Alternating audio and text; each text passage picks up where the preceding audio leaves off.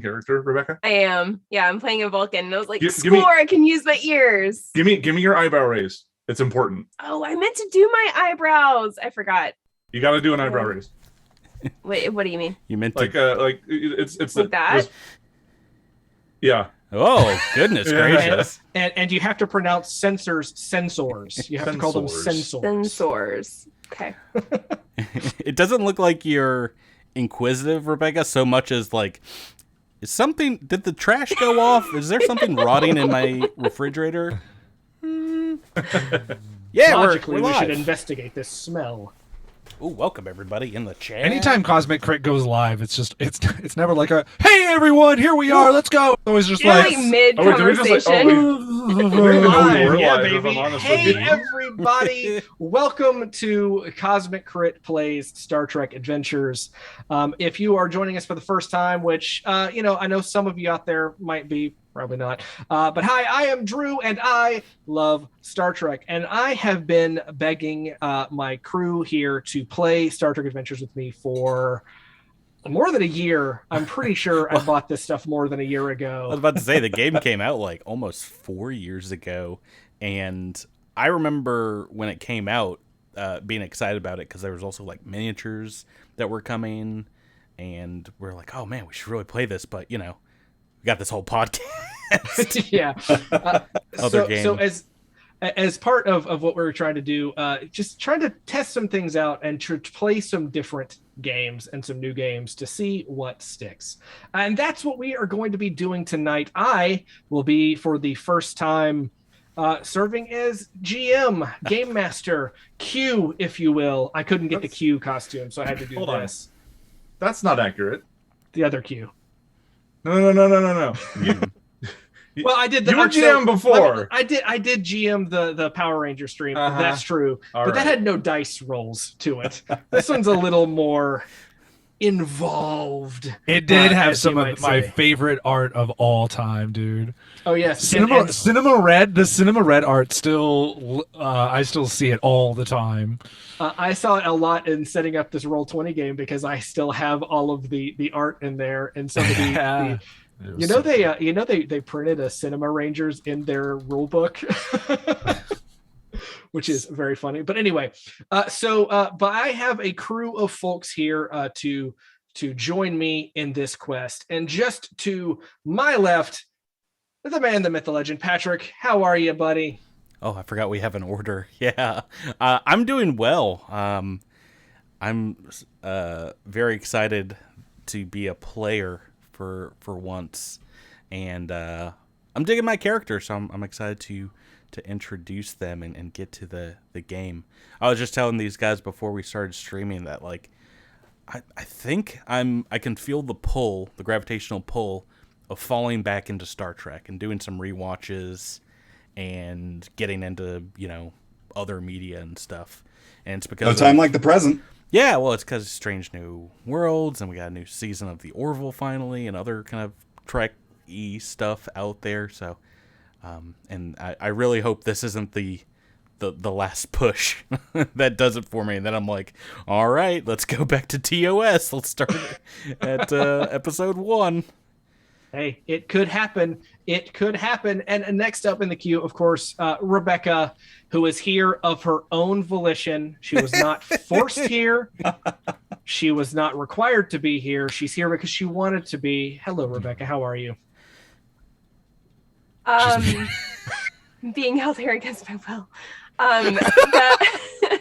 Yeah. Hi. I'm glad to be here. Sort of. I'm not a big Star Trek fan. I have seen some Star Trek. I've seen some of almost everything. I know enough to sort of get by. I've seen a lot of Dragon Con panels with famous Star Trek people that I had no context for. Yeah. That was not under your own volition. That was under duress. Right. I will say, as a child, I didn't watch TNG religiously, but I saw it occasionally. And I remember one of my most favorite episodes of Reading Rainbow was when LeVar Burton showed how they filmed the ships going through space, because he did that on Reading Rainbow, and I found it fascinating from a filmmaking standpoint, like, you know, as a 6-year-old or whatever. So that's my big memory of Star Trek growing up. You know, Reading Rainbow. So moving on from someone who does not know a lot about Star Trek to someone who does, Mr. Todd A. Davis, host of the Computer Resume Star Trek podcast, joining us at Cosmic Crit for the very first time. I am so excited to be here. Both Miles and I have had the pleasure of being on his show covering Star Trek in historical order, and I say chronological. Yeah. Yes, episode by episode, still rocking an Enterprise timeline. Yes, we are wrapping up Enterprise this year, but then we move on to the first 2 seasons of Discovery, and then we'll jump into Strange New Worlds. But I'm also long road. Oh yeah, from there to here. It's been a long time. I enjoyed my watch through of Enterprise. Copyright claim. It was all out at the time, you know. It's, to be honest, like it catches a lot of heat, but I think some of that is unfair, especially now that the show is 20 years old. That stuff hits differently today, and I've got a soft spot for it. I've said on the show that I really, really enjoy it, that I really like it. I'm dangerously close to saying I love it. Is that not Stockholm syndrome this far into it? Yeah, a bit. I can't tell the difference between my quarters and the brig. Yeah, for sure. So we've also got joining with us Tyler. How are you, man? How are you? I'm well. I fall closer to the Rebecca side of life. I have a little bit more exposure than Rebecca. I have seen the first 2 seasons of The Next Generation. My mom growing up was a big Trekkie, and so I did absorb some things through her as well. So, you know, I'm very happy that I believe this setting is more Next Generation than anything else. Well, if it were anything else, I would be toast. I would know 0 things. So that's the fun thing about Star Trek Adventures, is that in the rule set, they've got rule sets for all of the different eras. So that's you can set things in the original series. You can set things in TNG. They've even done some expansion books for the Discovery time period, or at least the first Discovery time period. I don't think they've done anything for the most recent Discovery time period, but I haven't looked. So time travel. So yes, this one we're playing tonight is set in the late Next Generation era, early Deep Space Nine era, and you're going to find out about specifically when as we get started. But we can't get started without introducing our final crewmate, castmate here tonight. Seth, how are you, friend? All right. Yes. No, I've been having Nicely said, sir. Have a couple of synthahals. I get some synthale in Loosen there. up. I've got some Saurian brandy just for the nerves. I am probably above layman when it comes to Star Trek, and that's probably the best it goes. My favorites, my big faves, are Next Generation and Deep Space Nine. I've watched enough of most other shows to know that I don't like them nearly as much. Very surprised by Lower Decks. Really like that one. Didn't see that coming, if I'm honest with you. It's a good one. It's a good one. Star Trek Lower Decks is a birthday gift to me. It is a show made specifically for me. I'm just glad everybody else gets to enjoy it too. Are we sure that one was produced by Kurtzman? Are we sure? That's weird. So was Strange New Worlds. Well, yeah, they've got their hands on all of them, but it's the writing staff. You want to look at who's writing these episodes, and you'll start to see some patterns. Yes. And you'll start to understand. It's like, oh, that's why this is why I'm enjoying this so much. That's right. I looked at Lower Decks and I'm like, oh, he didn't write a single episode. Oh. Well, let's get down to it. Patrick, if you will take us to our Roll 20. Patrick serving as our communications officer tonight. I forgot I was doing that. I think you have to say engage before I switch screens every time. Well, no, I think it's make it so for something like this. All right. Making it So, is this messed up? Can people see everyone's heads? Oh no, Rebecca's disappeared. Something's gone wrong with the stream. Oh, she just got up from her chair. Never mind. Oh, she have a cloaking What a device? fake out. There was a transporter accident. Oh no, I don't even want to You think stuck about in the buffer.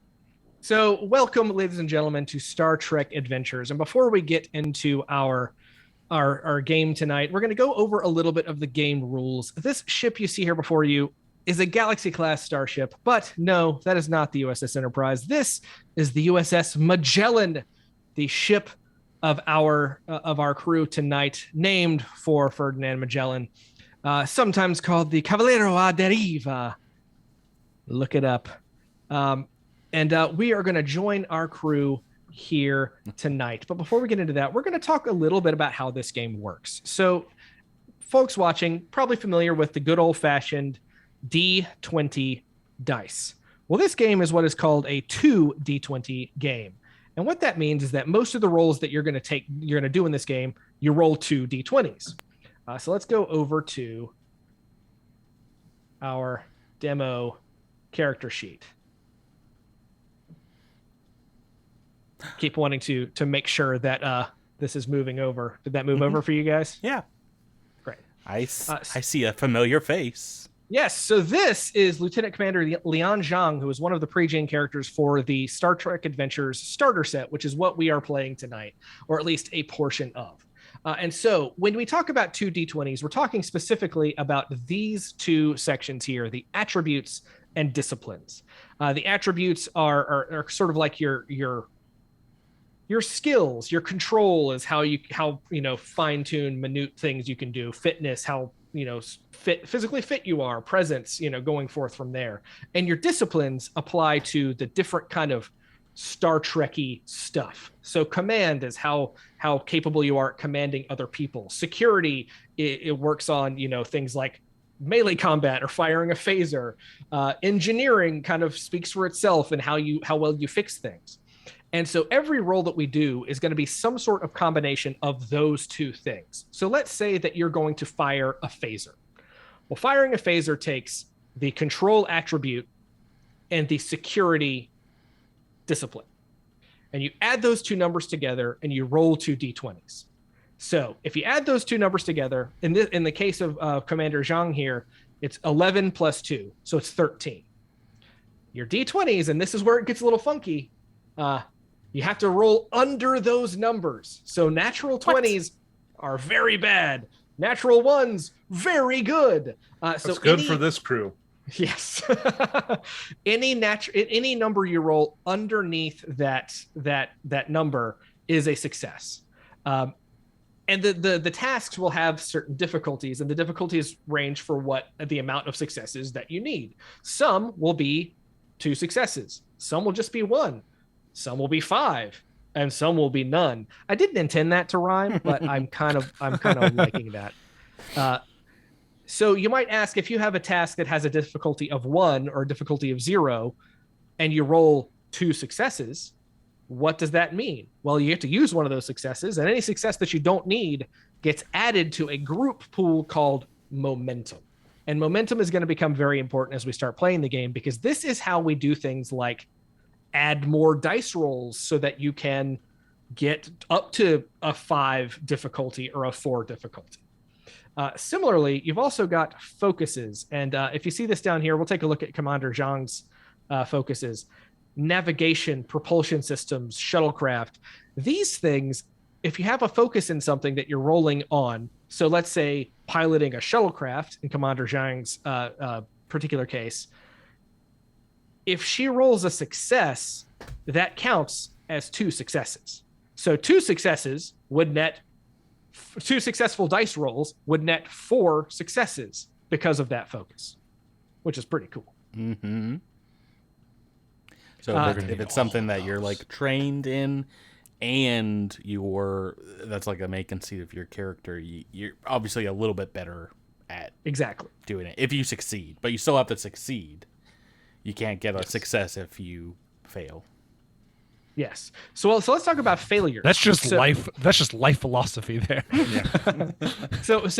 And I should also say any natural 1 automatically counts as 2 successes.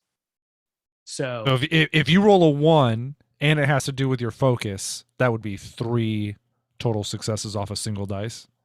yes. Pretty wild. Sounds like it's going to be my plan for the entire show. Yeah, to roll like you've never roll like you've always rolled before, Tyler. Yeah. Drew, I'm going to need you to give me a spear, and I'm going to need to name it. Oh god. So we'll get into some other things like combat and things like that a little later, but I do want to point out one other thing as we're here, and that's talents. Each of these characters has a specific set of talents that also apply to these roles. So for example, Tap dancing, jazz, merengue, piloting.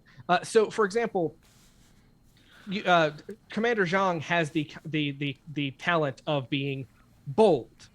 So whenever you attempt a task that uses the con skill, which is something as a con officer, which you would have a lot of, you may buy 1 or more bonus d20s by adding threat and re-roll a die in the dice pool. Now, we haven't talked about threat yet either.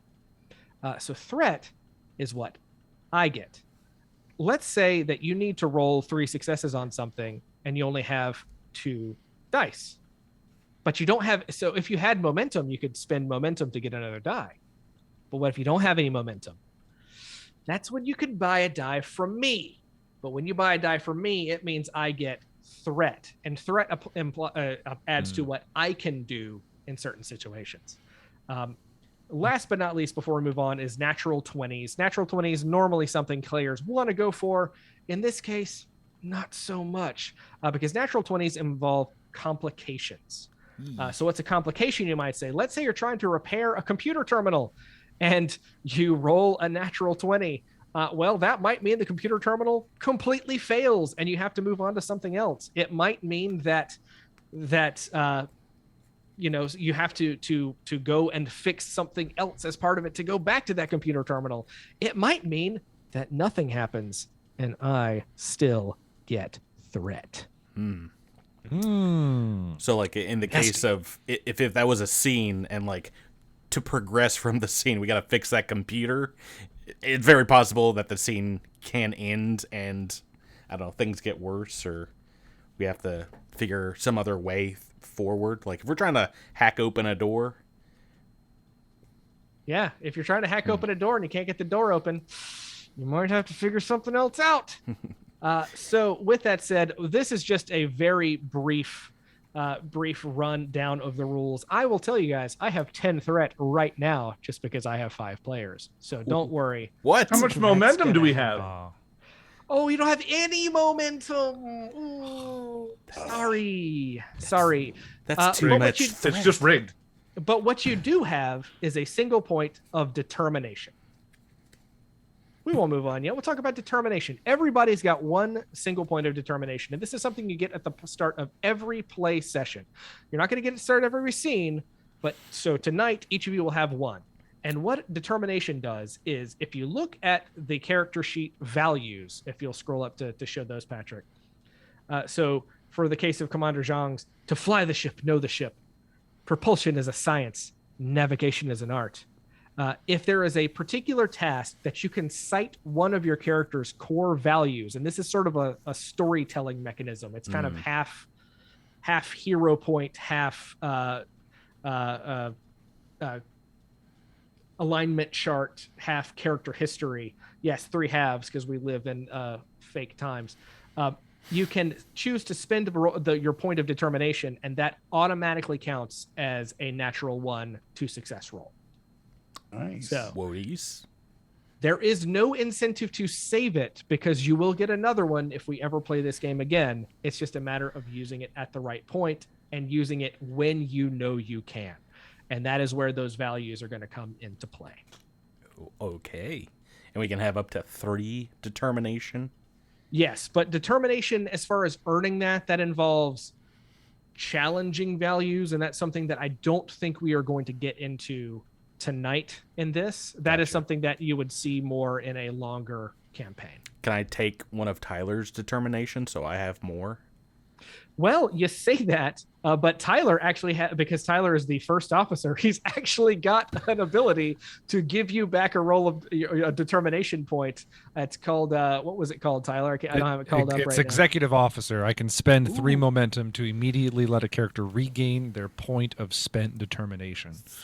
Such a good leader. Good leadership skills. I am. Lots of cool stuff in this game. Again, as we go on, this is my first time playing this. I have spent a lot of time in these rules to the point where my eyes have glazed over as I have re-looked up things, worried that I have messed something up. We're going to make some mistakes tonight, and that's going to be okay, as long as we're all having a good time. Speaking of having a good time, let's go on over. If you folks in the chat have played the game before and know of any rules, do feel free to tag us, and I'll try to bring it up. Did you say tag or attack us?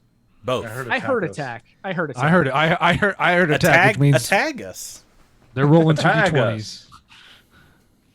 Also, I mean, just in general, what's everyone's favorite Star Trek in the chat? What's going on? Who's your favorite characters? Yeah. Oh yeah, favorite character's a good call. Favorite character's a good call. Yeah. Jimmy, did you enjoy Star Trek Strange New Worlds? I wasn't. I missed that part of the conversation. Let us know and let's play this game, Drew. He wants to talk about today's episode, which I'm caught up on, or not yesterday's episode, which I'm caught up on. But I don't want to derail this too much because I will spend hours talking about it. Yeah. Captain's log. Stardate 47515.4. We are in the remote Elikona sector investigating the disappearance of the Uss Alcubierre. After 3 days in this unpopulated region of space, we have found a promising lead. Hours ago, long-range sensors detected a vessel and the presence of subspace interference. But the ship is several parsecs outside of Federation territory. And let's head into our conference room. Oh, and in this particular situation, the GM serves as the captain of the ship. So, nice. I don't see an icon for you here. Why does the captain have threat? What does the captain have? See, you've never played Starfinder with a... Is this a Klingon vessel? Drew isn't in danger. He is the danger. So here we are in the conference room of the USS Magellan, talking to our crew. And actually, let's go around and introduce the characters that we will be playing.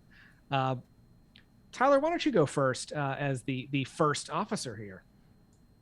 I'm Commander Linares, I think is how I pronounce my name. I don't have it in front of me. First officer and you'll have to help me with some pronunciation here, a Bajoran? A Bajoran? Bajoran. I forget I told you all this stuff. I'm a badger. This was all done via Discord, so no one spoke to me on how to. I didn't. Every other word I could have messaged her and been like, who are you badgering? I definitely made sure to tell you about the first name, last name thing, but I didn't tell you how Bajoran is pronounced. So that one's on me. Bajoran, yes. I'm very new. I sparkle. I'm so new. Yeah. I don't know what else is really pertinent. It will come up as we go through what's going on. So, Patrick, who are you playing? I am playing Lieutenant Commander Lian Zhang, who is the con officer. So, who has that position on the Next Generation? Is it Data or? Technically Data, although by the way that your character's written, it looks more like Helm as well. Okay, I was about to say, because I have a value, propulsion as a science, navigation as an art, so I think maybe I can go back and forth. But I am I don't know how to pronounce this, human? A human. We call them a human. I'm glad I'm not the only one to flub their ancestry. Yeah, very much a bold and brash pilot, but I think she's a character that thinks of herself as one of the smartest people in the room kind of folks. And I have a focus here I didn't realize called avian breeding, Do I just is my quarters just like nothing but bird cages? Yeah, completely full of birds. You know how Data had a cat? I have all birds. Your bird. room is much more annoying. Oh man, that sounds awesome. Actually, yeah, and I don't know what else to say as well, but indeed, I am a leaf on the wind. Watch how I soar, and I'm the one at the helm of the Magellan. I be Jellin. All right, Todd, who are you playing tonight? Lieutenant Commander Folos Ndili reporting for duty.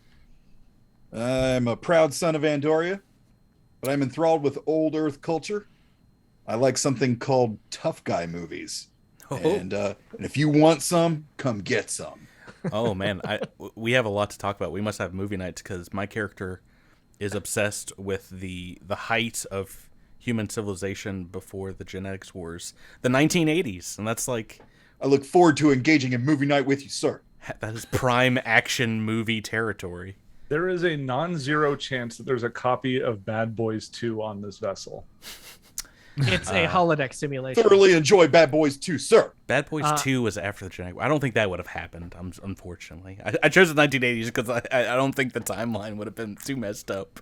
Except I don't think the Star Trek movies happened in Star Trek. So it's funny because Star Trek always references, like in TOS and TNG, it's classical literature, and in the Orville they do the same thing, but for like 1980s and 90s pop culture stuff. It's one of my favorite things about the show. Also, like whenever on the original series they would talk about like famous authors like Arthur Miller, Shakespeare, or some Vulcan guy. Yeah, I always expect that there'd be more of that in the shows. It's like, do people just not care about other alien pop culture? I'd be all over it if there were really aliens out there. Wasn't there an episode of TNG that was like Casablanca and it was all in black and white or something? Well, yeah. No. Or am I dreaming that? It's not Casablanca. It's that Captain Picard loves the hollow novels of the noir detective Dixon Hill. Got it. Okay. Which is, Although if they had shot those in black and white, they would have been even better. Pretty good. Oh. Yeah. Although the hollow novels in Voyager, some of Captain them Photon. Captain Yes. Photon. Seth, who are you playing with us tonight?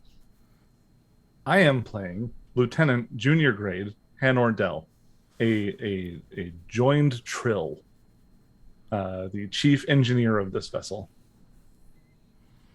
Lieutenant Junior Grade Chief Engineer of a Galaxy class starship. You better be one fine engineer, Han Ordell. Well, I have a little help from my friend who has 4 lifetimes of adventure. So.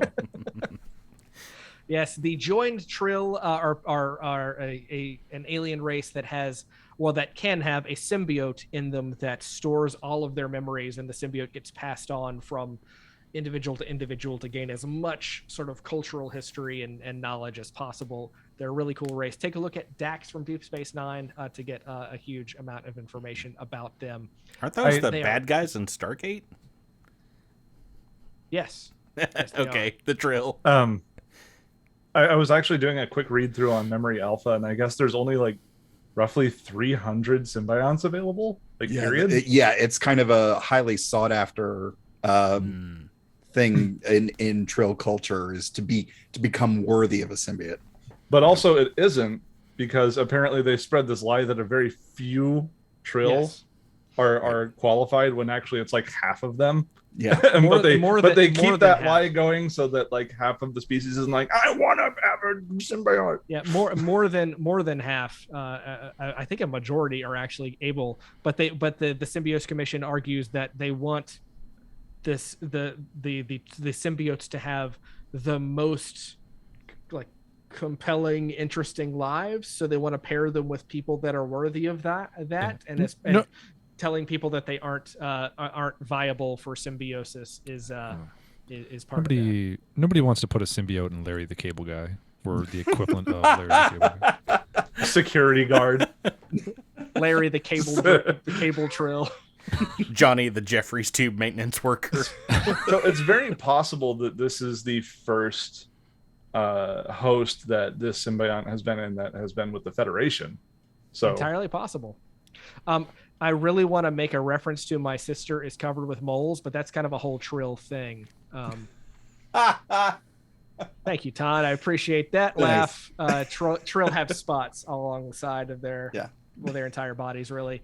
So and how far down do they go? All the way down. Quiet, Bashir. And the head makeup artist on Deep Space Nine personally applied Terry Farrell spots every time. So last but not least, Rebecca, who are you joining with us today? I am playing Lieutenant Dr. Teprell. She is the medical officer. And I assume she's female. I don't know. How dare you assume? I don't know. I can't tell.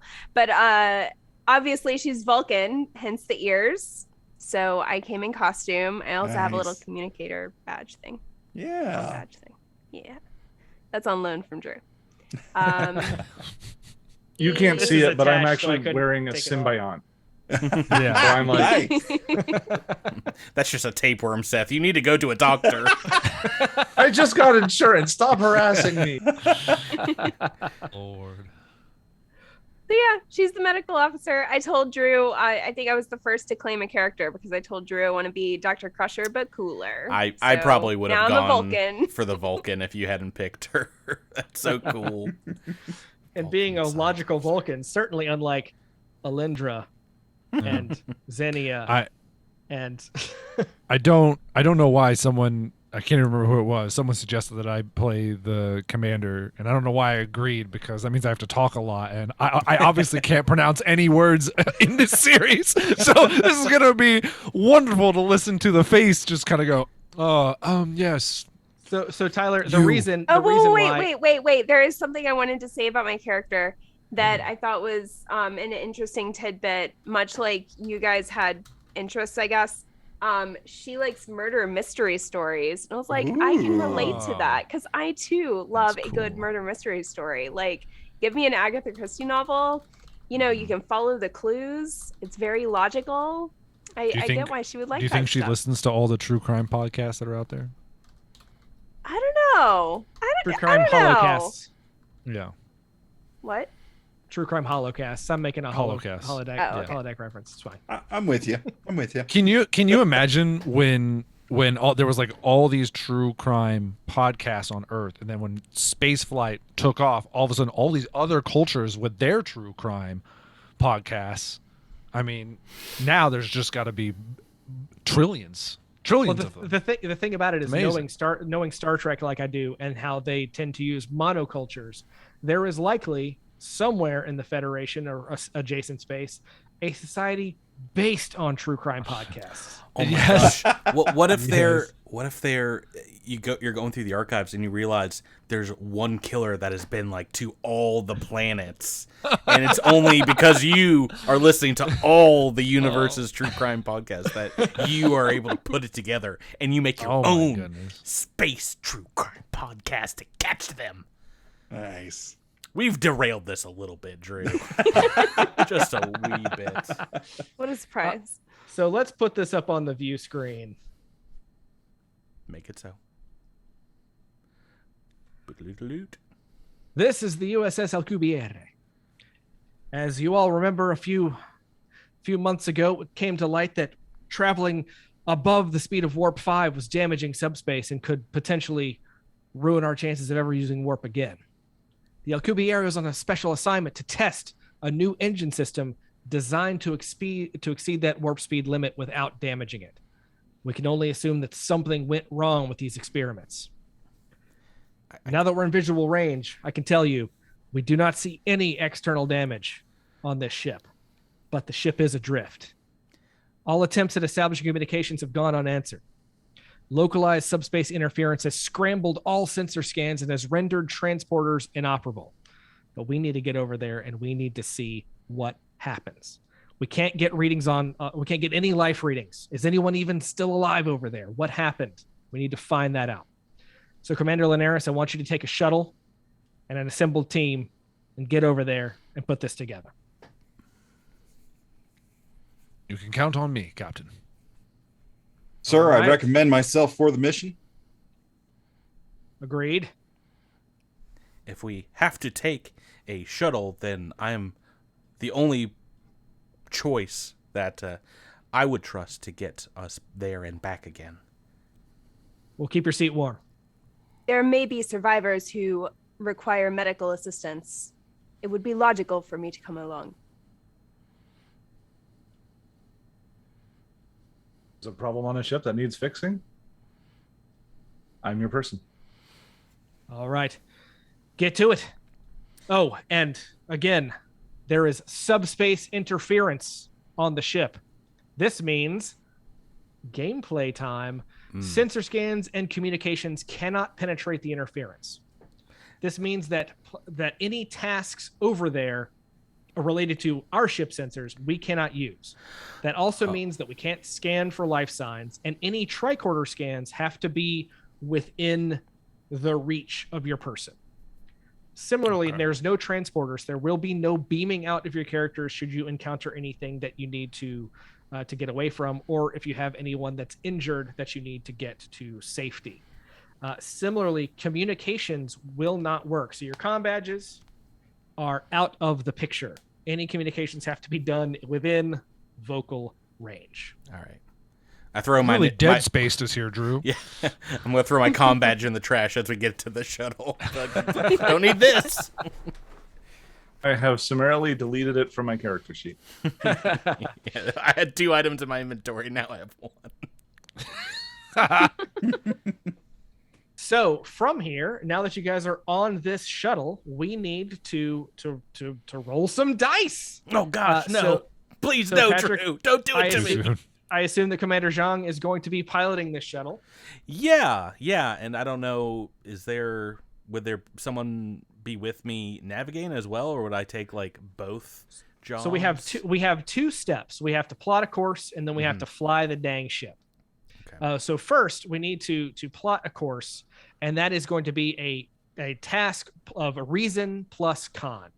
And this is a difficulty of 1 task. Mm-hmm. Okay. I feel like I'm suited for the task. Oh, would you mind assisting me in charting the unknown waters here? We definitely want to be careful. It could be there's something out there we're not able to pick up with the naked eye. Now, is this like an actual assistance roll, or am I just rolling 2d20s right now? Well, if you're doing the roll, you're doing the roll. So if you want Patrick to do it, he can do it too. No, my reason is 12 and my con is 3, so I have to roll a 15 or below. I think technically you might be better at this than me.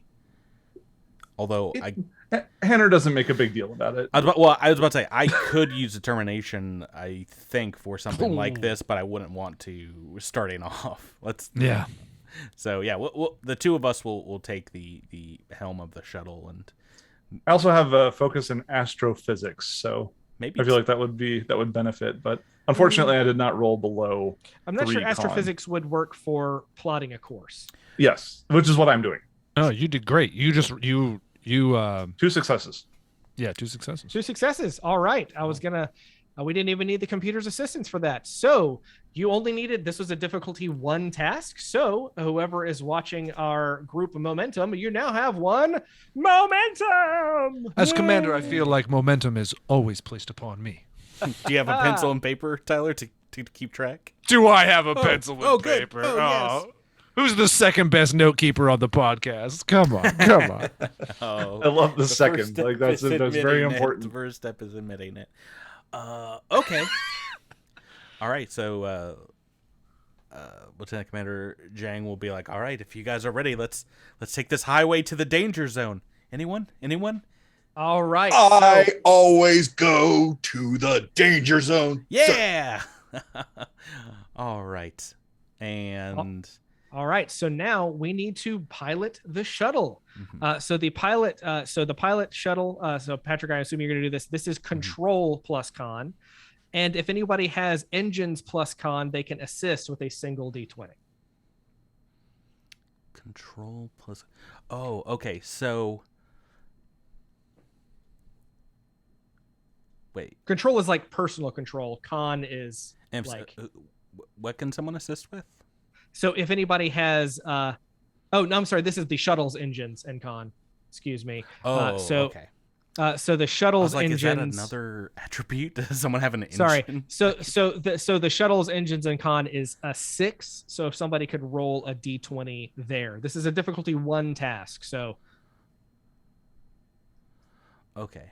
I do have a focus in navigation. I guess should I just roll the additional d20 then? Yeah, if you want to. Because all I'm right. And I'm rolling 2 for the shuttlecraft, and I am looking to get a 15 or less. Okay. What's the difficulty of this? This is a difficulty 1.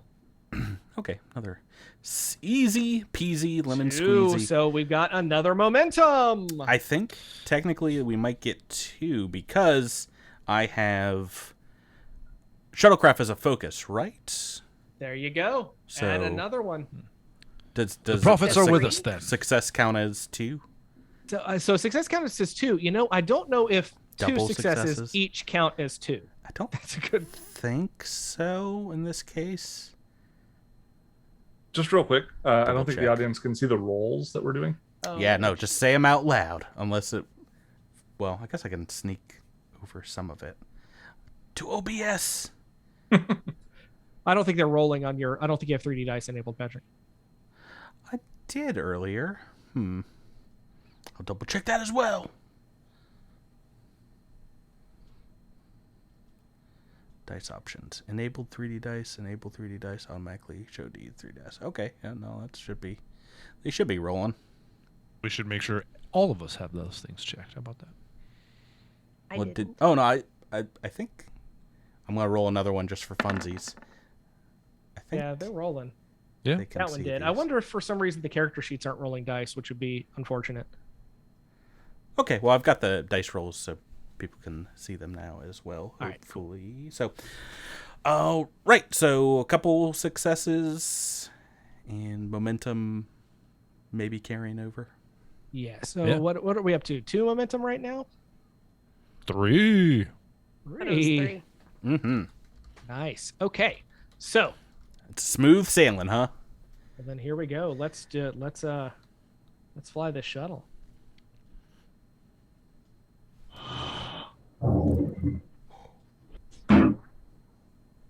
Calculated the best course to the Alcubierre's docking port, adjusting for the attitude rotation right of the silent ship. Using your calculations, the pilot departs the shuttle bay, headed for the science vessel. As your shuttlecraft nears the disabled Alcubierre, the main shuttle bay doors mysteriously open. You adjust your heading away from the docking port to safely land. The docking doors close behind you and the bay pressurizes. Apart from 2 of the Alcubierre's own shuttles, the bay is empty, lit only by flickering emergency lights. The bay feels eerily deserted.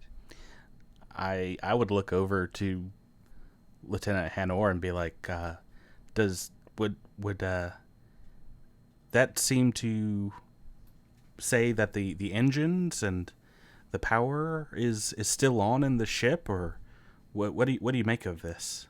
So, question for the GM. With my knowledge, is a Federation starship generally would the shuttle bay doors open automatically for a shuttle, like a Federation shuttle? That's a good question. I'm not sure that I have an answer for you, but I think you can probably put that together once you get inside. In the rulebook, it says if there's an applicable focus, each die that rolls equal to or less than the discipline being used scores 2 successes. So you did get 2 successes there. I Good job. shuttlecrafted so well, you guys don't even understand. Normally, I see a 10 and a 3 on 2 d20s. I'm like, dang it, son of a But goose. no, in response to Zhang's inquiry, Hannah would just kind of tilt his head and say, it's entirely possible that if they're running on auxiliary power, they might have diverted some of it to the shuttle bay doors so that they could make external repairs, if that was what they were focusing on. So probably weren't welcoming us in then. Probably not. Sir, I'd like to recommend that each of us split up, take a wall, and examine this bay and make sure it's secure and look for any sort of resources we could take with us, sir.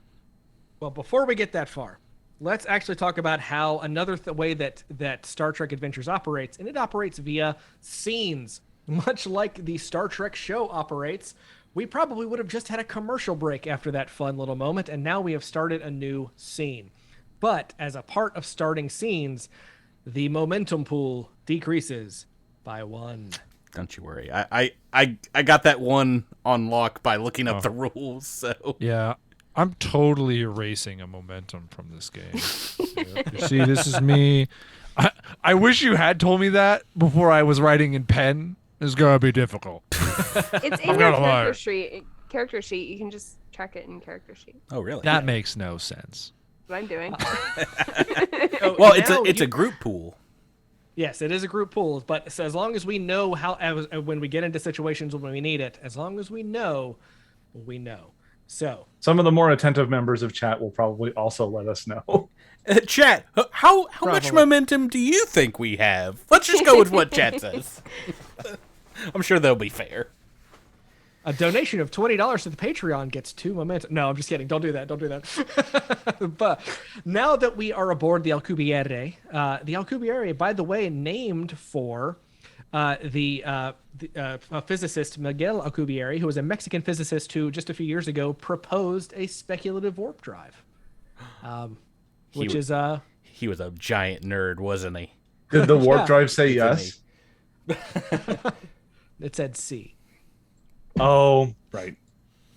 The question of whether or not that drive could be feasibly built, but he based all of it on Einsteinian theories, and he's done interviews on YouTube. You can look him up. It's pretty cool.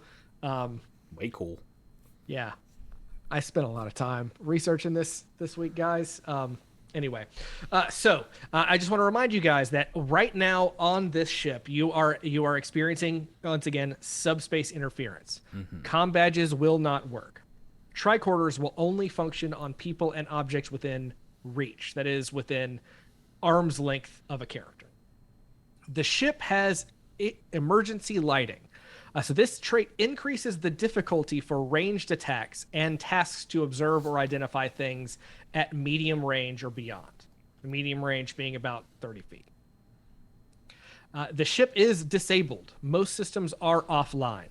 This is going to affect turbo lifts, which are space elevators, basically. Doors, transporters, sensors, communications, replicators, warp drive, impulse engines. However, life support and other vital functions are still operational via emergency power. And there is red emergency lighting all over, but I made that just slightly dimmer lighting so that it would be easier to see on stream. Oh, that's nice. Yeah, look. It looks great on the stream. That is. Yes, hopefully this works. This is my first time doing Roll20 like this, guys, so fingers crossed. You've done much better already, I think, than the first time I messed around with the lighting in the system. You hear so now that you're out of the shuttle, you hear the beep, beep, beep of an active console somewhere.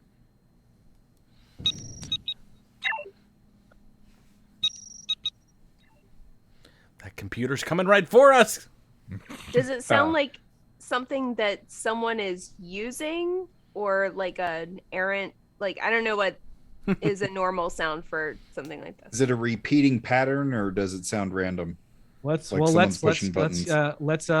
that out. Yeah. So the Alcubierre shuttles 1 and 2 stand empty and dark. The doors to the control room are stuck half open, as if the ship's power just gave out as someone was trying to walk through them. The light of the console inside the control room reflects in the window overlooking the bay, but there is no one inside. Whoever opened the shuttle bay's doors is not here. Sir, there is a third shuttle. I suggest we investigate it to learn if anyone came in using it. Let's just imagine that I only had so much art. Commander Linares, I agree. I think we should see if they perhaps attempted to use the shuttles before whatever happened, before we move on. I approve this suggestion. standing orders as we make our way through the ship. Everyone should keep within visual range of one another, since comms are down, and let's keep talking to a minimum so that we can keep our ears open in case there is something dangerous in here. Roger that. Drew, do I have visual range on this console that's beeping? Can I determine what direction it's coming from? Oh yes, if you look at the map, it is the bright light coming from the eastern side. Okay. Hannah will go ahead and look at the group and say, "Let's check this out," and head over towards it, hefting the engineering tool kit. All right. So as you get to the panel, the auxiliary controls are locked out, and they've been rerouted to main engineering. So this is something again that this is a Star Trek thing.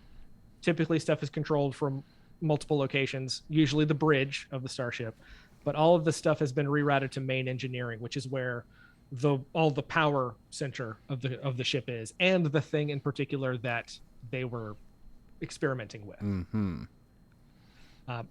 So whoever opened the doors did not do it from this control room. You can see that based on what you've done. Now, if you would like to, you can take one of your points of momentum and you can use it to obtain information. Now you can ask a single relative question per one momentum spent. So, what would you like to do? Well, I'm a little confused. Maybe I can confer with my fellow crewmates here. But what did someone we think opened up the shuttle bay doors from another part of the ship? Is that? Yes. So the shuttle bay doors are not automatic. Mm-hmm. Someone opened them, and you can tell that the one place that would normally be where you opened the doors has not been used, or Hannah was will not go used ahead for and this. communicate that to the team so they understand Yeah. the situation. Yeah. Okay. Well, what, Tyler? What does Commander Linares think about that? Is this? Does it feel like we're walking into some kind of a sticky situation? So Commander Linares has a pretty firm grasp of, a starship and also Starfleet protocol. So where would be the potential locations besides this one where a shuttle door could be opened? I mean, I assume they just can't be opened from anywhere on the ship. So if you're asking a question and spending a point of momentum, I can answer that question, Sure, let's do that. or I can give you some information. So, Yeah. the console. So take a momentum away. I did. The console shows that someone bypassed the lockout to operate the bay doors from the bridge. Ooh. Okay. So we're heading to the top. I'm sorry. Can you point out on the map where the door that we're referring to is and where the panel is? So I'm this so is confused. so this is the half open door right here, and the Oh, panel okay. is inside this room. But the doors are half open. I'm heading to the doors. Basically, what this is a space where it's like air traffic control for the shuttle bay. It's where they would open the doors and bring ships in and bring ships out. So that's really all that room does. It's not a particularly special room if you're not doing those particular things. So it is interesting that there's any of anything that's doing any kind of beeping, but it also looks like it was not used to actually do that process. Hold on, this room was not used to open these doors? No. That panel was not used to open the doors. As we The just controls found out came by from spinning the engineering. momentum, the control that control was remotely operated from the bridge. Yes. Oh, from the bridge. Yes, that's what he said. Someone bypassed. I the thought lockout. you said it was in engineering. No. I'm sorry. Power has been routed away from this sector to engineering, Correct.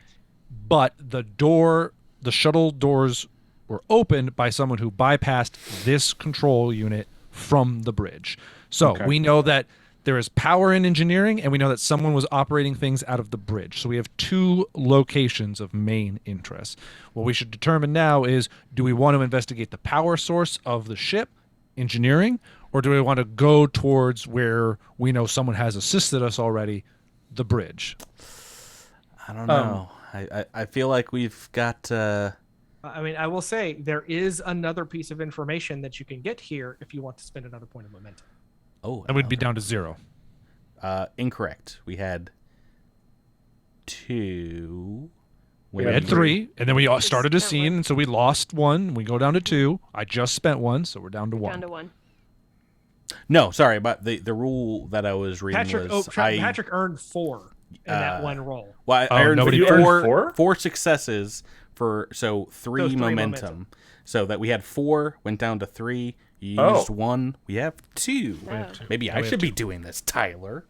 Well, unfortunately, nobody made it clear that you gained that many. Yeah, Sorry. I think we all agreed that it was 3, and that's what Tyler wrote down. He Said went it and looked it up, many and then times. I confirmed that, but I guess It doesn't matter. All right, so let's move on. All right, so Wait a minute. Double are we Doge in doing? the chat said we have 8, so maybe I was wrong. 8 Oh, sounds dang, good wait, too. Yeah. Whoa. No, you can't have 8. I would say let's spend another one and go down to 2. No, go down to 1. 1. Yeah, that would be going down to 1. So, I will just tell you this because I'm not sure the question that you would have to ask to get this answer. So you already know that the lockout for the shuttle bay doors was bypassed by someone on the bridge, and you also know that command codes were not used to reroute ship systems to main engineer. Command codes were not used. So it was done physically? So when I say command codes, every Starfleet senior officer team has command codes that they use to authorize certain things on the ship. Like the self-destruct sequence has to be authorized by the command codes. So this was a bypass. So whatever, whoever transferred ship systems to main engineering did not use the command codes to do it. What would it take to bypass that? Like, who would have the access to Could be able you- to do it without a command code? Hack the computer? I don't know, because as you're continuing to study the console, the power sputters out and the display dims. Before the console goes completely dark, the following message appears. Meet me in stellar cartography. That's another location. Now, a third So location. now- I was actually a question I've had for a little bit. So do we have the blueprints to this ship? I mean, it's a standard Oberth class starship. Yeah, I'm sure you could pull up the blueprints on your tricorder. Right. Okay. Pretty standard procedure, I would think. I'll go ahead and turn towards the commander and say, while finding a power source might be useful, it also might be more useful to learn what happened from any surviving members of the crew. That's my recommendation. I agree. What's the fastest way to the stellar cartography on the ship? Well, before you Someone can get who knows ships before you can better. get to stellar cartography, I got a little surprise for you. You Uh-oh. got to get out of the shuttle bay because, as Right. you recall, power is down. So if you see this door right over here, as I click on it, that is your door to get out of the shuttle bay, and you are going to need to be able to get it open. So, knowing Starfleet ships like you do, you know that there is a hand actuator that you can open up and pull on the side to try to force that door open. So if somebody would give that a shot, there's no real role for this. Just, somebody announce that they're going to do it and give it a shot. Oh, Todd, I think you're muted. You are muted. In Zoom.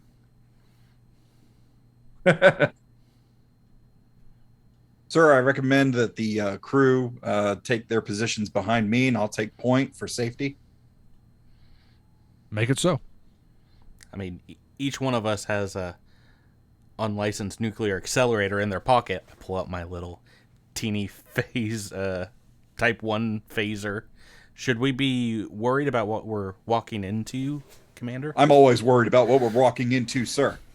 Okay. Yeah, I think it's pertinent to have phasers out. All right. Set to stun or phase? Is that it? It's stun or For now, since we are not sure of what we're up against, I think stun Set is phasers to pertinent phase. setting. Leanne, What's the opposite of stun? I don't know. Leanne Kill. saying- Yes. I'm rocking Murder hobo. my I am in, tricorder and phaser, like hand over hand, trying to suss things out while being ready to fire. I am ready. I think that's one of the tactical tasks. Ooh. So I've got my phaser drawn and I am ready. All right, who's pulling the handle? Go for it, Folos. I believe that should be handled by one of the folks who are more qualified. There's no role with those for this. things. It's just a handle. I'm focused on the door. The Commander Linares will handle the actual opening of the door. Oh no, it doesn't work. It's broken. Okay. Wouldn't you know it? And that is my first threat spend of the evening. Ha ha ha. Oh, boo. Technically, I didn't have to tell you what I did, but I did it anyway. So now you guys need to figure out another way to get the door open. So this is going to be kind of up to you guys what you can think of to do. And this is where you, being smart Starfleet officers, can look at your stats. You can look at your attributes and your all of that good stuff, and figure out what you might be able to do, the tools you have with you that you might be able to do anything with, and figure something out. I've got a couple here that I can tell you about, but I just want to hear what you guys can come up with first. Sir, I recommend letting me use my Ushan Tor to wedge the door open. Pry the door open, rather. Okay. That hardly seems necessary. Prying the door open, forcing it open with brute strength. And my blades, I have a focus for blades. Requiring an object that a player character can use as a lever. This is a fitness plus security task with a difficulty of 3. Whoa. So you may not be able to do it by yourself. You may need someone to assist you. Seth, Might I suggest let him that- have this. Let the burly man have this. Might I suggest that you allow me to try to open the door first so we don't cause undue damage? How would you open it? Let me take a look. I will go ahead and tell you, Seth, there is no power going to the door. So engineering will not... engineering in that status will not... Yeah, he'll like walk up with the tricorder and go like, okay, go ahead. No, just drop it down. Drop it all down. Just rip it open. Drew, you said that. Well, actually, I take that back. I have another one for you. You can actually do that, but basically just use a phaser to cut into the bulkhead, and then you can hot wire it. So I take that back. I misread my little bit here. That was going to be my suggestion, was turn a phaser into a short beam of like a couple feet. There was this prescient documentary in 1983 called Return of the Jedi, where they have these swords of light that they could chop through metal. I think that's what we should do here. I believe I have seen that film in my viewing, sir. I can confirm. So if you want to do that, this is a control plus engineering task with a difficulty of 2. So ultimately, once I again, think that would cause more damage, so he'll Hannah roll back off. All right, we're chopping the door down. Not much more you can do to this ship. Dang. All right. So fitness plus security to open the door. This is a difficulty of 3, meaning Folos is not going to be able to do it by himself. Or you're going to have to spend momentum to get more dice. Now, when it comes to... I don't see a limit on the number of people that can assist another person, with the exception that it can only be up to 5. You can only spend up to 5 dice at one time. Right. They're very specific about that. The momentum spend for dice is kind of funky. So you spend 1 momentum to get 1 extra dice. Then it's 3 momentum to get a 2nd extra dice. But because you have other people here, I believe you can use up to all of you to get that done. Though I also want to remind you, all of you could try to pry this door open, but all of you could roll natural 20s and incur complications. Hold on, I have a question. So if we assist, like I have very different attributes and disciplines than he does. Like you would use your own attributes and disciplines to factor the successes. Okay, so it's essentially we all individually try it. Yes. Now anyone that's assisting only rolls 1d20.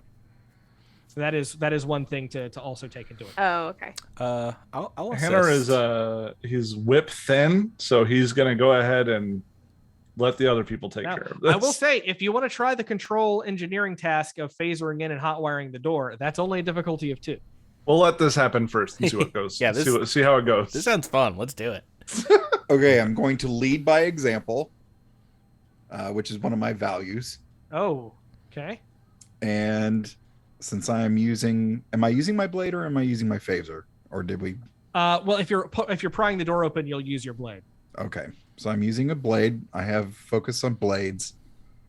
And so when you say you're using your value, are you spending a determination point right now, or are you saving your determination? I'm saving determination. Okay. But I'm role playing. Commander Linares just like will carving the ice assist back you. home on Andoria. Okay. So 2d20? Yes, and I'm sorry, Tyler, what did you say? I'm just assisting. Okay, so we got... And I'm assisting, I just roll a single d20. Yes, assistants only roll a single d20. So...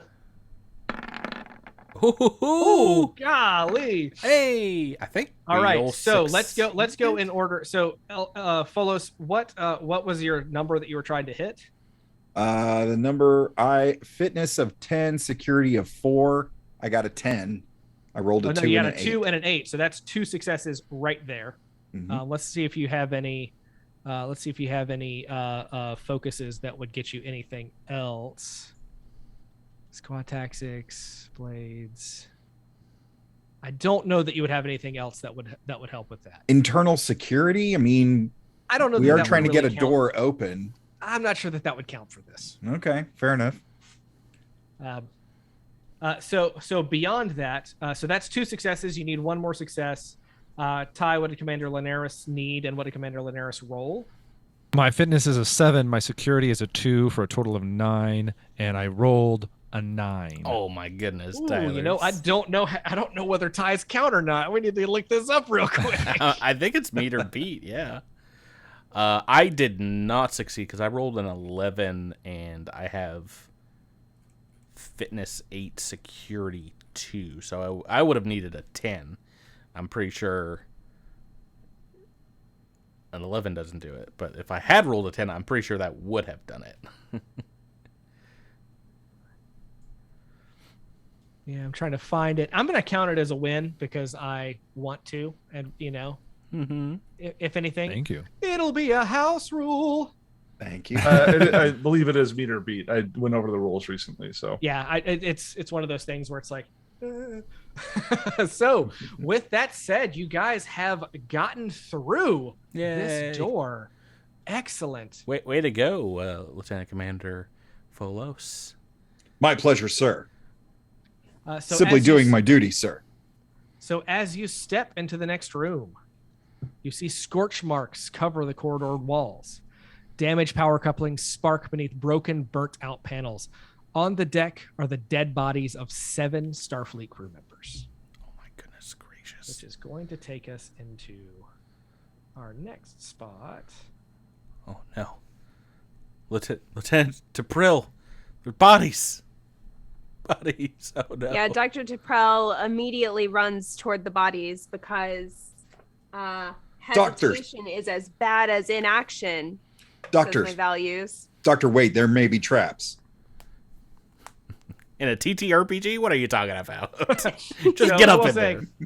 I will tell you, there's no traps right now. I'll be nice. Doctor, I have it on good authority that there are no traps. I'm looking at the map on Roll20, and it does not say ambush hallway. The prophets have discussed with us that there are no maps. There are no traps. There are maps, but no traps. There are no traps on the maps. So if you would like to examine the bodies, that is actually a difficulty 0 task. So this means you automatically succeed, which is great. But It's trivial. There's- They're dead, Jim. but there's other information that you could get out of these bodies, like how did they die? But the only way you can get that information is by spending momentum to obtain information. You only have one momentum left, so the only way to do it is to get some successes on a dice roll by rolling even though you don't need to, and hoping that you get successes that you can spend right now. Could we not Okay. obtain information by rolling dice? That's what That's basically what we'd be doing. So Okay. Yeah, this- so I this need to is- roll for medicine, even though it's difficulty 0, and that way we'll get some momentum, and then we can spend that to get more information. Yeah, this is one of the things about difficulty 0 tasks.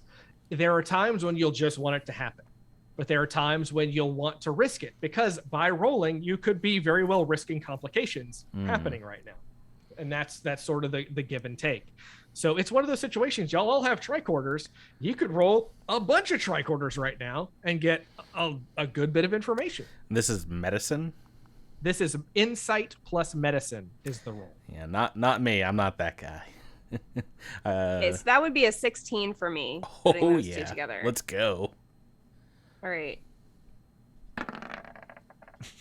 Hey, Oh la balances la!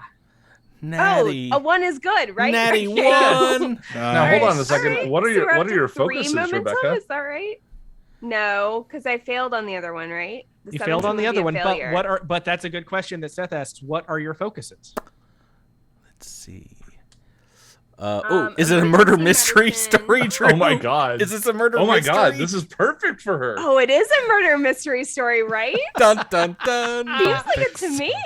You know, I wasn't going to let that happen, but everybody's so excited about it. I'm going to Yeah. count that as 3 successes. Yay. Oh, I heard about this on that Successes. podcast I listened to. Dead bodies. You've heard about dead bodies. So with that said, you Sometimes can people spend- don't be alive anymore. They don't be living no mo. So you can spend up to 3 momentum to get pieces of information right now. Oh, Okay. So yeah, we probably should. How? I think Jang would ask like, what did this? So if you with that scan, and we will spend 1 momentum to get the first piece of information. So you know that the Alcubierre has been missing for a while. The crew members that are dead here died less than a week ago. Oh man, they stanky though. So would you like to spend another point of momentum to find out more? Is there any More sign information? of like Oh, a struggle I will say the wound, other or- thing that you know with the base scan is that they were killed by disruptor fire. I apologize, I forgot to tell you that. disruptor so they were fire. killed What by it- disruptor define fire. Disruptor fire. What A does that disruptor mean? is a type of weapon. Okay. So some kind of I will tell you, attack. disruptors are often used by enemy factions in Star Trek, as opposed to Yeah. phasers that are used by Starfleet. So I was gonna say, like, does your character relay that information to us? Yeah. Yeah, I forgot to mention that. That's on me. So I'm Okay. telling you now. So you know that's disruptors, and it was less than a week ago. I can tell you 2 more bits of information depending on how much momentum you want to spend. Well, we're down to Search the room. 2. Okay. Yeah. Oh, right, because we got that for free.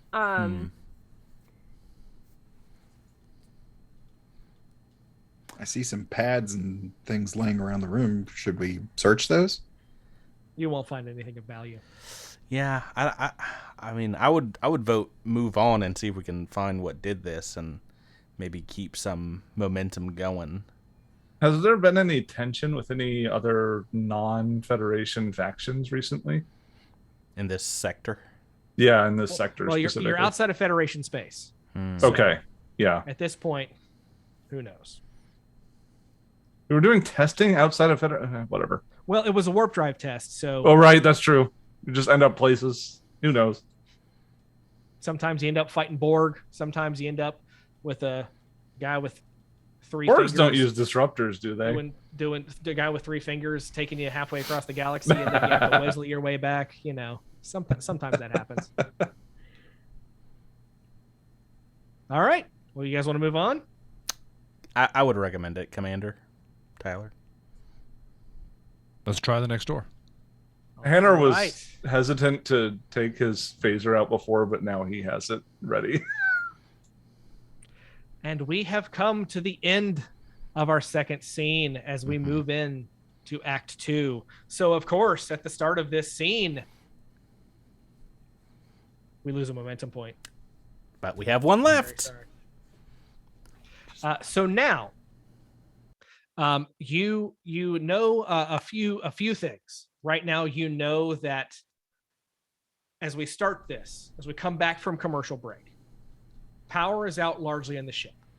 The shuttle bay doors opened, and they were opened from the bridge. You also know that most systems were routed to engineering, but you don't know who or why did it. You just know that no command codes were used to do that.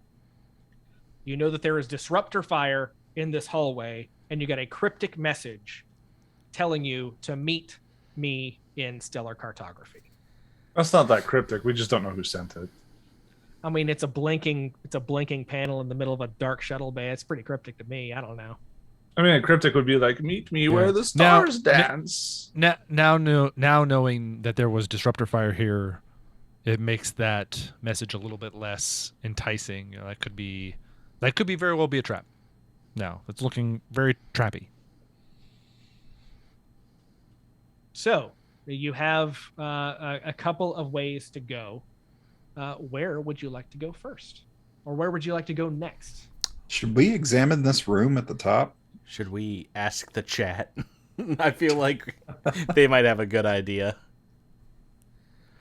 Yeah, if you want to examine that room at the top, you don't find anything of any real use. I have a question. If we were to go to engineering, could we restore power to the ship and potentially find security footage that might show us who came through a few days ago? Always a Getting possibility, way ahead of but myself. Possibility. Sure could. Yeah, I mean, But Commander, I suggest proceeding to stellar cartography. Stellar cartography does not have control over any other ship's systems. So were a fight to break out, it's unlikely that it would damage the ship even further and potentially cause loss of life. your assessment is good, and I am keen to figure out who sent us this message. Be friend or foe. I would like to spring the trap, even if it is one. Aye, sir. So, you going to stellar cartography? we're going to stellar cartography, whichever door that takes us through. Fun. That's no fun.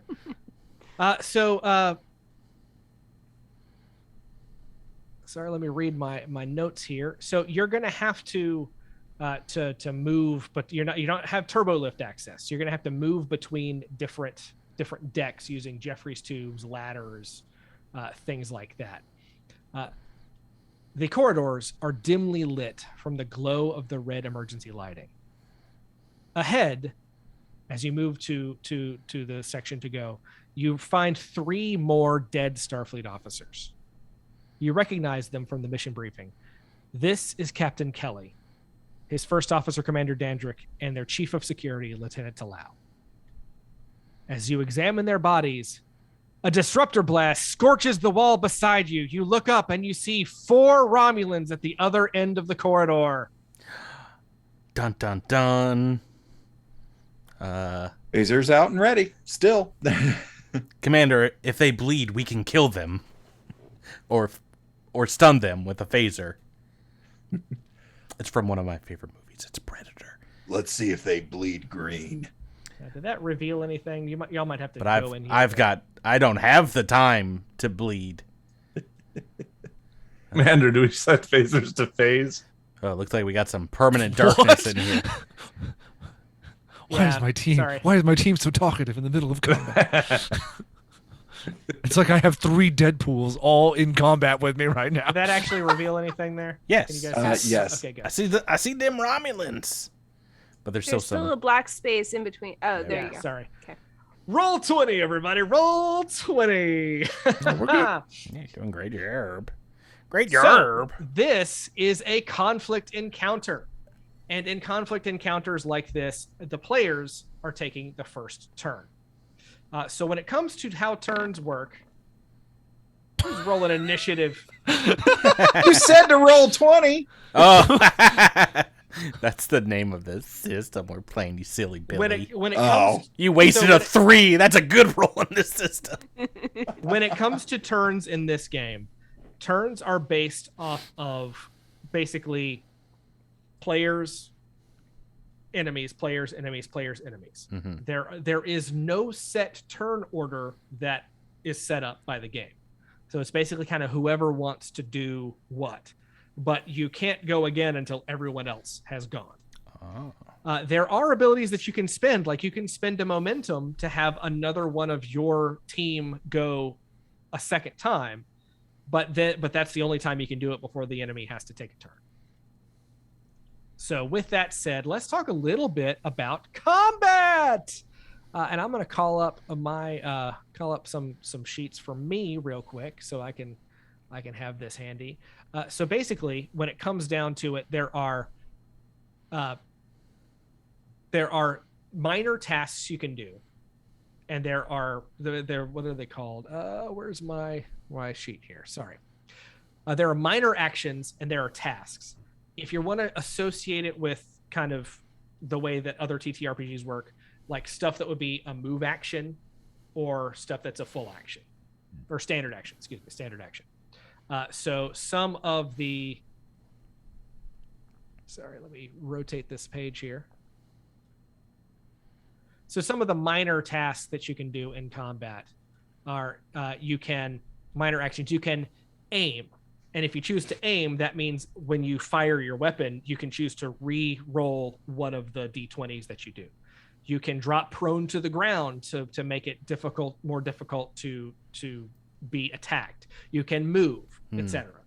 When it comes to combat tasks, there are specific things that you can do. You can assist, of course. You can attack. You can create an advantage. There are many things you can do. Some of you will actually have specific combat tasks you can do on your turns. Tyler, being the first officer in the command officer track, has one of these in the rally ability. I'm not sure if anybody else has one of those. Don't think I do. So let me nope. Continue to rotate my thing. But some of this stuff will be like first aid. So if you get damaged, you can have somebody, you can either perform first aid on yourself or you can have somebody else perform first aid. So that is where we're going to start. When it comes to types of attacks you can do, there are, of course, melee attacks and there are ranged attacks. Melee attacks, everything, of course, rolls 2d20s. Melee attacks are what they call opposed checks, meaning whoever you attack, they have an opposed check to see whether you're successful or not. Ranged attacks are not opposed, but they're a little more difficult. Mm-hmm. Keep in mind that we're still in the low light situation, so ranged attacks with your phasers are going to be difficulty of 3 instead of the standard difficulty of 2. Ooh. Oh boy. All right. So with that said, once you attack, if you are successful, you are going to roll a number of D6s. The D6s are going to be based on the weapon that you have. Each of you have a weapon on your character sheet that you can see. Some of your weapons are going to be more powerful than others. Some of your weapons are going to be the same, but in the hands of someone who is better at using them. So with that said, there will be other stuff that we're going to get into when it comes to this. I have a question. What's up? Sorry, I have a talent that is specific to the first round of combat, and I don't know what it means. It says quick to action. During the first round of combat, you and your allies may ignore the normal momentum cost to keep the initiative, but I don't see keep the initiative in the conflict reference. So what keep the initiative is that is something you can spend momentum on in combat. So keep the initiative would be if one of you goes, you could then have the next person on your team go without spending a momentum to do that. So like we could act twice in the first round of combat because of your quick have this action ability. Correct. Okay. So if you want to see at the bottom of your character sheets PDF that you guys have, there are combat momentum things that you can spend, and that is how much momentum it costs and if it says an I next to it, that means it's immediate. If it's got an R next to it, that means it's repeatable. So you could, for example, if you had enough momentum, create an opportunity, which is going to add an extra D20 to people's dice rolls every round if you wanted to, or if you had the momentum to spend. How much momentum do you guys have at the start right now? One. So I think that you calling out that you have that fun talent, quick to action, is pretty good, because that means you guys are going to get to go twice this round, which is pretty cool. Okay, so I burst through the door and shove those two aside and jump in the middle of the three. Okay, so you are now in the middle of 3 Romulan Uhlans, which is like a Romulan, and I'm gonna actually treat some of these walls like they're not here. So just to let you guys know that, just because it's more fun that way. I have the maps that I have, basically. So with that said, so that's your move action, your minor action. Do you have a task that you would like to do? Yes, I'm going to crush your enemies. Hear the lamentations of their women. I'm going to use my Uss Alcubierre in basically a spinning motion. Do you have the ability to do that? Enchanté to you too, Todd. That you might not have the capability to do.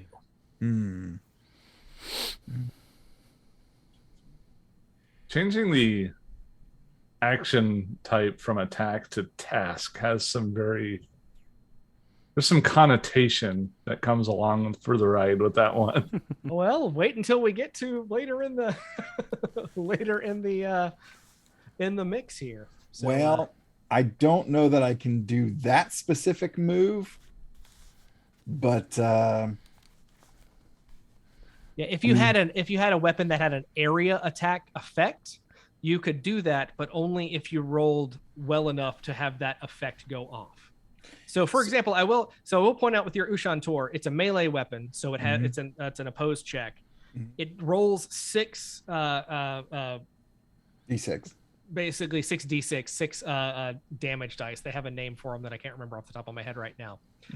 But if you roll a 5 or a 6, that activates the effect that's on that weapon, which in this case is vicious. And vicious, I believe, does more damage if it has that effect to it. I got to call up where that is, though. Yeah. So what is size? Because the size is just what the size of the weapon is. Oh, okay. 2-hand weapon versus 1-hand weapon that might impact some other stuff that you could do. Like you couldn't access a control panel while you were carrying a phaser rifle, that sort of thing. So they're all within arm's reach of me. Can I not just hold it out and spin in a circle? Unfortunately, for the sake of the gameplay rules, it will not let you do that. Okay. You really did get your training from action movies, huh? Yes. Yes, sir. Exclusively, sir. Exclusively. All right. So you should see my phaser kata. So which one are you going to attack? Looking at the map, I'll attack the one that's to my immediate right. So it's the one between me and the other 2. Okay. Officers. Yeah. All right. So let me make sure that I do this right. Wait, are those not the dead bodies? I thought those were the dead bodies. No, these are the Romulans. You may notice that Romulans have pointy ears and look a lot like Vulcans. But they're not. There's some stuff there.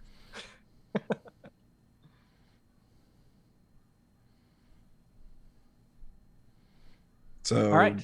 Go ahead and roll your D20 and I will roll mine. Well, do I roll D20 or okay. So I roll. You have to to do a melee attack. The melee attack itself is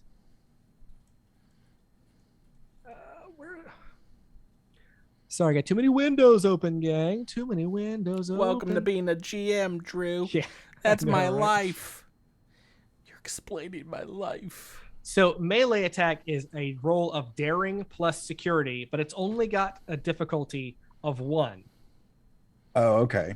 And I also have to roll a daring plus security with a difficulty of 1 to see if I can stop you from being able to damage me. So I've got daring at a 12, security at a 4, but I also have blade of focus.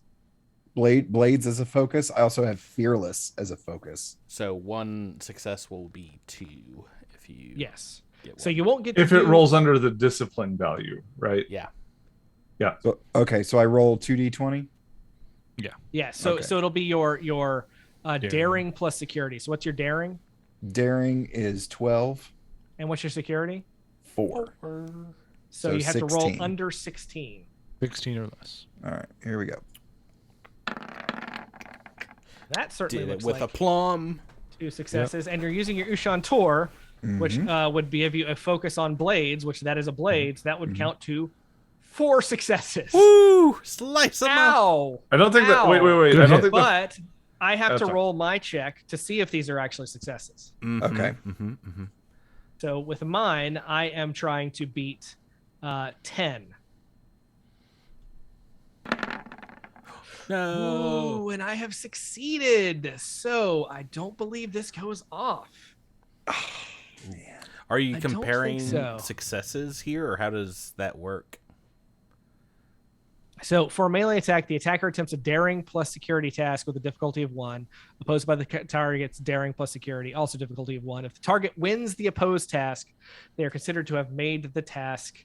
They're considered to have, I don't know who wins ties, so that's a good question.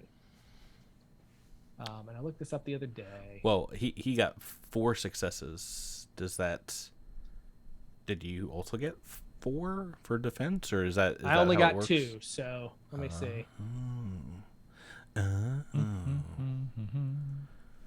So if both succeed, you subtract the momentum generated from each other. If one party is left with momentum, they win.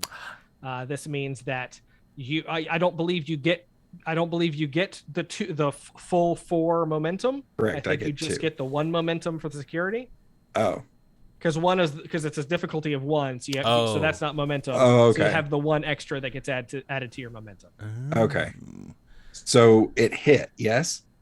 I believe it hit. Yes. So now I have to roll 6d6. Yes. So you roll 6d6. So if you get a 1 or a 2, that is how much damage you do to this particular person. If you roll a 3 or a 4, it does no damage. If you roll a 5 or a 6, it rolls damage of 1, as well as getting the effect, which in this case on your Ushan Tor is a vicious of 1, meaning it adds 1 extra damage to that roll. Oh my! So Ooh. you're looking good for 5s and 6s here as well. Nice. All right. So 66 coming up. Oh my god, that's gonna be a lot. Ooh. All right. 1, 2, So we've got that's 5. so there's 3, so that's 5 damage. So when it comes to damage, each character in NPC has something called stress. This functions weirdly like SP, kinda, if you want to put it in Starfinder terms. Though you count up, it's technically counting down. I'm not a huge fan of how they do that, but you have added 5 stress to this character. Oh, to my character? No, to the person that The you're Romulan. The person I'm attacking. Okay, okay. The fun part about stress is that when you get 5 damage in a single moment, this character now has an injury. This injuries affect more affect you guys than my guys, but this guy is now injured and is not having a great day. So let me just make a note of that. Quickly, Lieutenant Tapril, he needs medical attention. Folos didn't know his own strength. He cut off like half of his hand. So many Romulan fingers on the ground. All right, so that is turn 1, and now if you guys are wanting to use medical officer Taprel's quick to action, that means someone else can go already. Can it be literally anyone, or does it have? Again, I would assume that they would have to be involved, right? Because it's their. So I'm value imagining or that this wall does not exist for the sake of this, and that we're fighting, roughly in this hallway. Okay. I just didn't drag the things. I don't think I have to be the one to act. It just says during the first round of combat, you and your allies may ignore the normal momentum cost. That's amazing. Yeah. And again, there's no turn order, so it can be as whoever. Long, so Todd just can't go again until everybody else is gone. Oh, so and we all get to go before. Only one person gets to go now, and then my guys get to go. Okay, I would recommend one of you guys in the back here maybe move forward and pop off a shot or something. Like Commander Tyler, Commander Linares. Drew, when you say that Todd can't go again until everybody's taken a turn, does that include the direct task? That's a great question. So let me look at that. Well, that would count as your. That would count as my combat task task for your turn. Yeah. I think he'd be able to. Yeah, so that would be your task telling him to do a task. So you would not have a task at that point. He would have another task. Okay, but I could use a minor action to move a little further into the room and then use my combat task to allow our security officer to essentially attack again, right? Continue wailing on this dude, yes. I can do that. Now, one thing that I did not think about is using this Ushan Tor, is that counting as because it's a vicious melee weapon. Yeah, that's got to be a lethal attack, is that right? counting as a lethal attack? And fun thing about lethal attacks, when you use lethal attacks against the GM, I get threat, and that means I can do stuff. So I'm going to add just one little threat to my my sheet here. Lock a door again with it. I'm not worried about your threats, Drew. Oh, your veiled As somebody threats. who appreciates more optimistic, less combat focused track, I appreciate that. I love that, actually. It is not a team of murder hobos. It is a team of stun hobos. Todd is literally, his character is covered in blood. Immediately. For the glory of Andoria. And the commander's like, yeah, keep doing that. Keep doing that. I just listen. The cat's already out of the bag. He stabbed somebody. Stab again.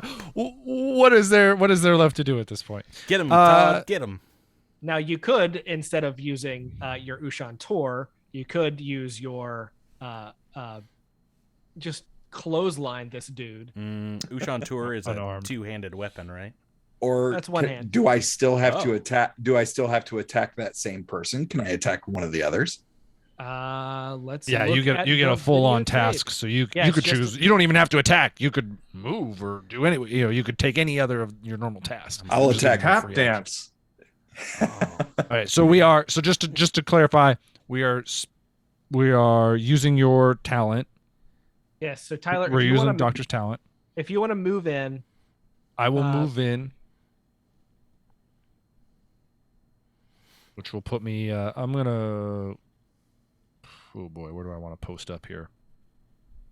I'll post up against this computer terminal on the right side of the room. Okay. And you're using your task to give Todd another task. Correct. Fantastic. Todd, what you want to do? I'm going to attack. Your guest here, Todd. Just get them all. It's all you. We're going to do this every round. I'm actually going to move to this one that's bottom left. That's across from the doctor. Now, if you move, that's all you got. No. I mean, I'll move my attack to that. Oh, okay. To that one. So I'm staying put, but you're going to go after spinning around this guy. Correct. Okay. We found a way for him to get his spinneroonie. It just takes a lot of assistance. I'm just gonna work my way slowly around the circle. So 2d20 once again. Yes. Oh, I don't know that you've got it here. So I think I've only got 2 successes. One or two. Yeah, one success plus your focus for 2. Oh, but I was looking for a number. I was only looking for 10, so I've got 2 failures. Whoa.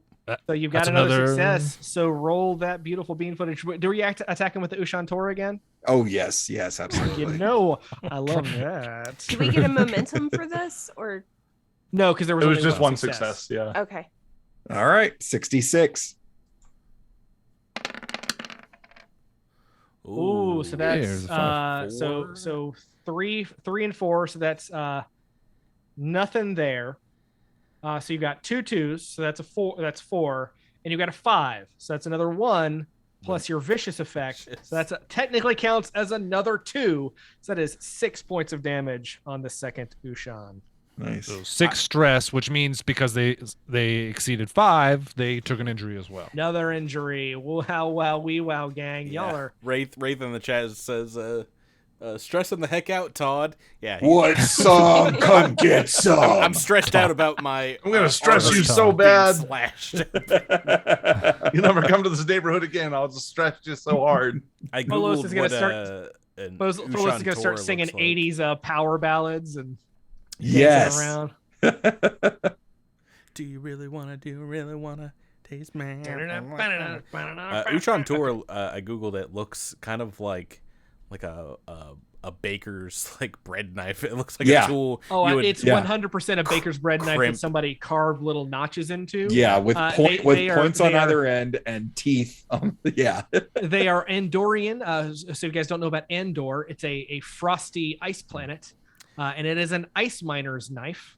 And it is Pretty used. sure that's where the Ewoks are from. So Nice. I know Uh, all about Andor. So they are also Cassian Andor coming to Disney Plus this summer. Nice. Does he have this knife? We'll see. Unless this is the only combat in this scenario, let's gas it. I stay frosty, sir. Is this guy still up? He's got to be stressed the heck out.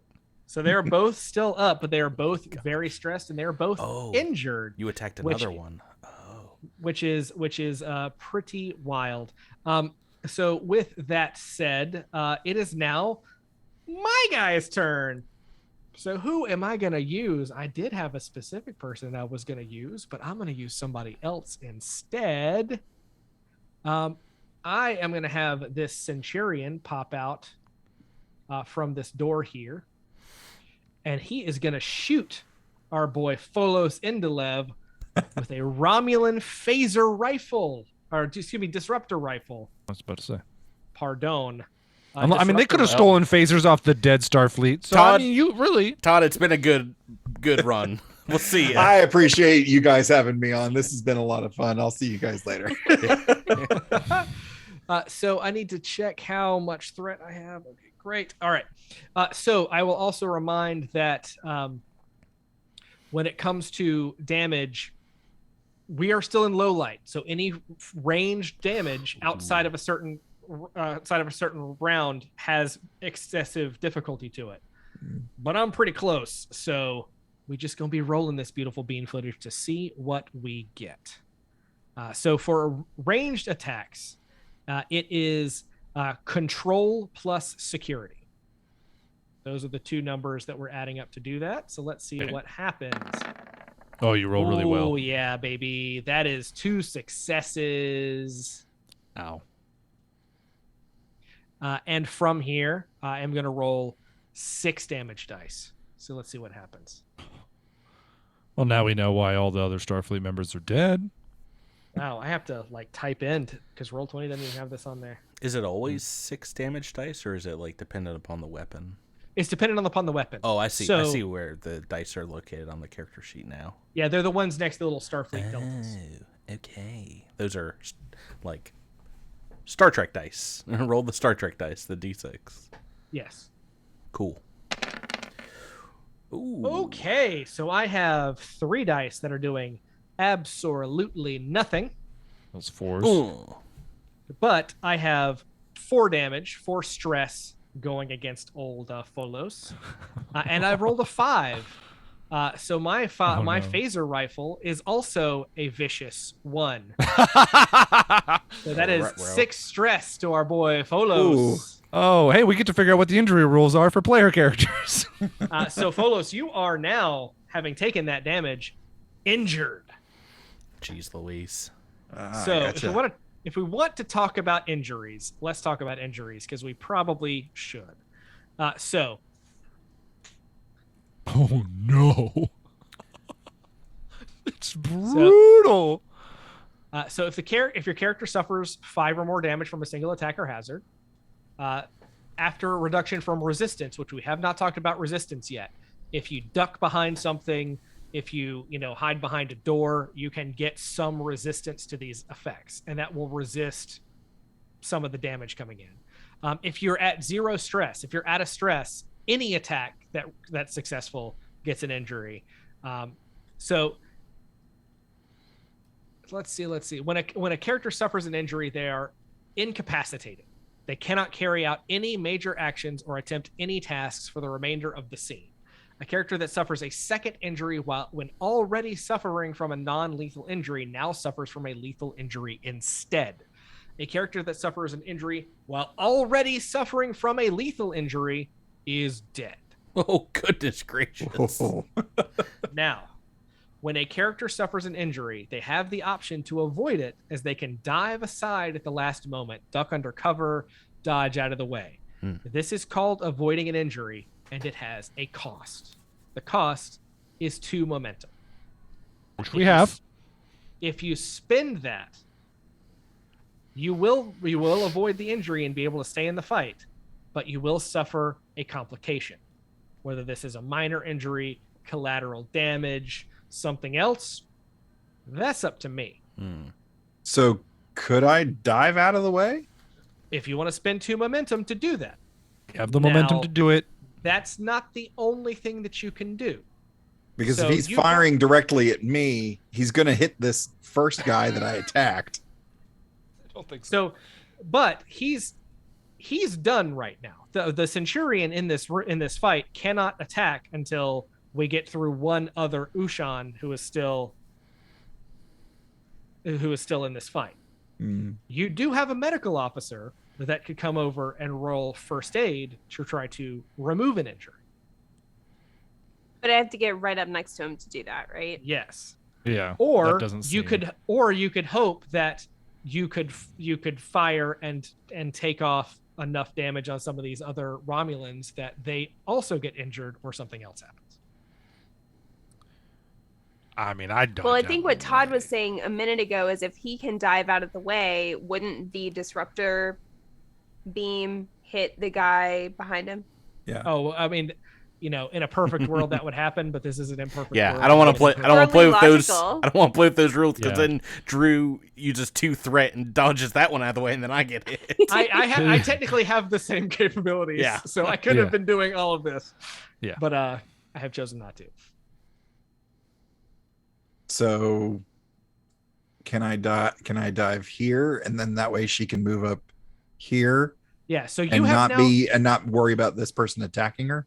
Yeah, so you now have no injury. You Oh, have okay. spent the 2 momentum.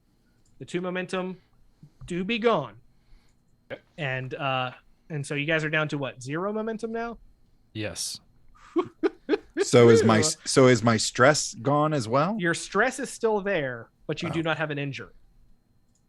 Okay. Which is good, because if you took the injury, you would just be a worthless not- lump on the ground.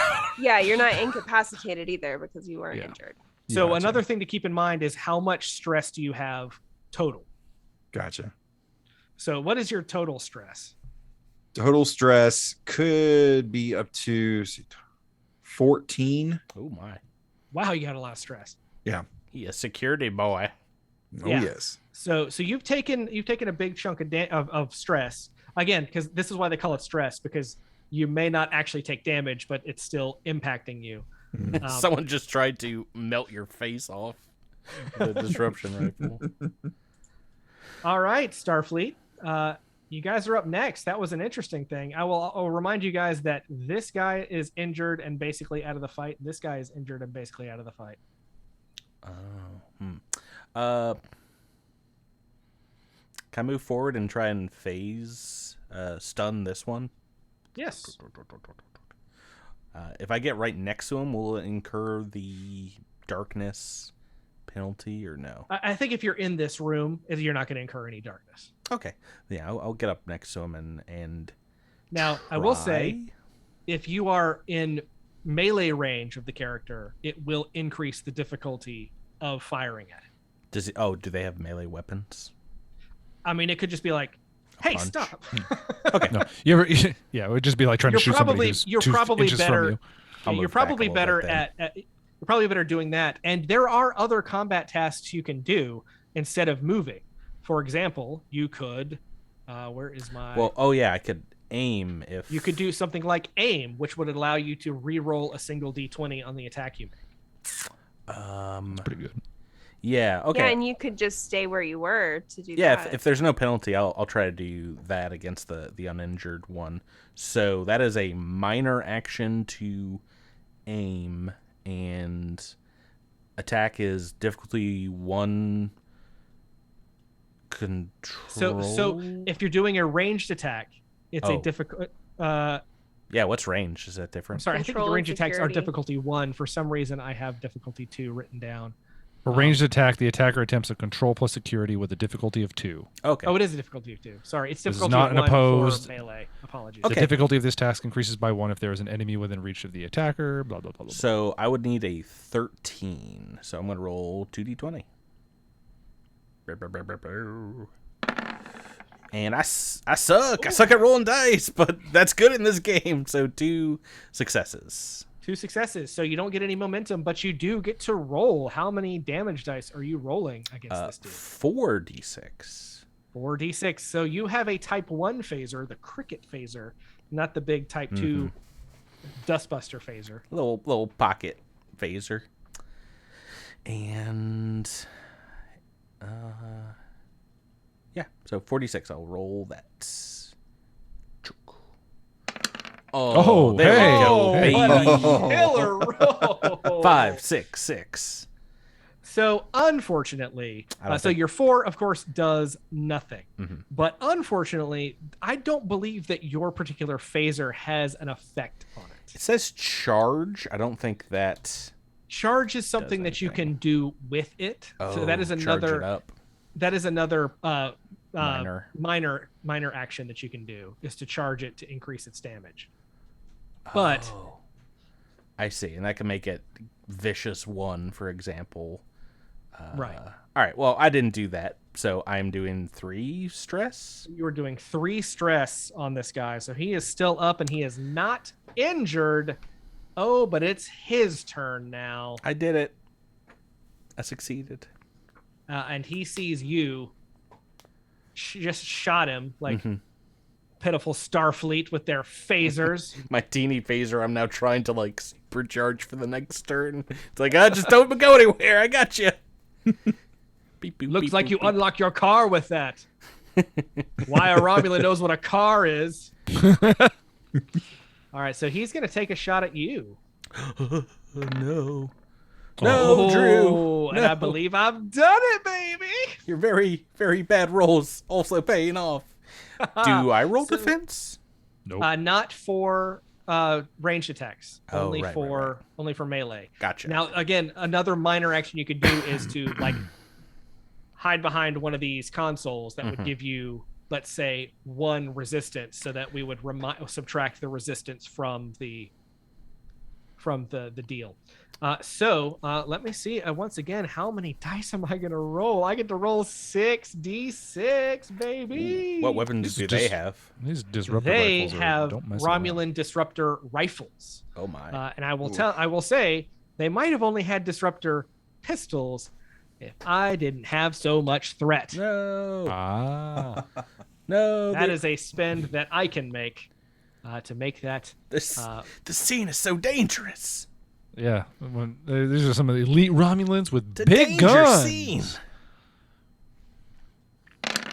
Oh no! Oh, Oh. no! Whoa. That So is this some- has vicious. So that's 2, 4, 6, 8, 10. That's 10 damage Yeah. Patrick, how much stress do you have? I think I've got a. I think I'm still good. I was counting as. Oh no, I have 10 stress exactly.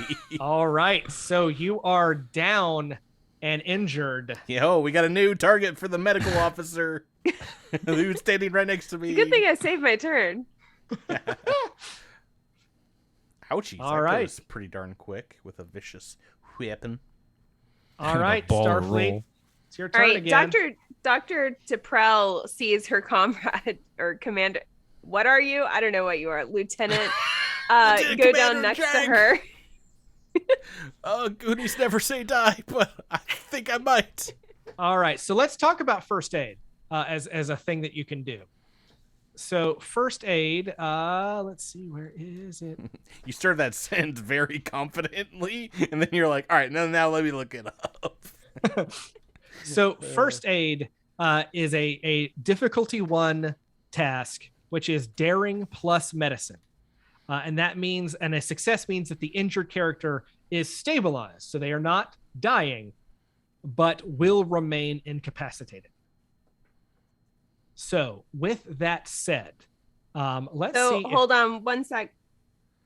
In addition to this, as the medical officer, I have a talent called First Response that says when attempting a first aid task during a combat encounter, which we are, you gain a bonus D20, and you may always succeed at a cost, with each complication adding +1 to the difficulty of healing the injury subsequently. So succeeding at a cost is what gives me threat. So that I will leave optional to you because you yes, also... but I still get a bonus D20 regardless. Yes. And you also have the focus of emergency medicine. Yeah, which I would successes consider count for 2. So success would count for 2. So this could be a way to build up some momentum this turn for sure. Do it. Yep. Do it, Rebecca. All right, so what was it?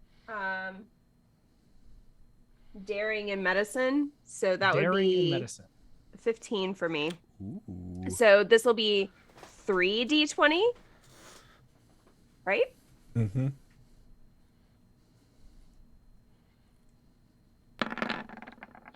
Oh, that scared me so much. Oh, So good. So good. That's oh.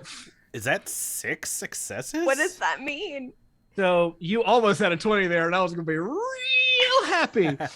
So I am Sorry going to to play a disappoint. sound effect. I haven't been playing sound effects. Oh my gosh! Let me play a dang phaser. Let me give you some medical treatment. Oh, I like it. So is our first Hyper natural one? This is the first natural one, which Yeah. would be terrible in any other game. So you have 3 successes on the dice right now. And then Yeah, but the one we count as 2. But the one you count as 2. And I have emergency medicine. So that is 7 successes. Is that right? that seems like Yeah. a lot, but I'll take it. So that means you have 1 to succeed at the task to save Commander Zhang's life. Okay.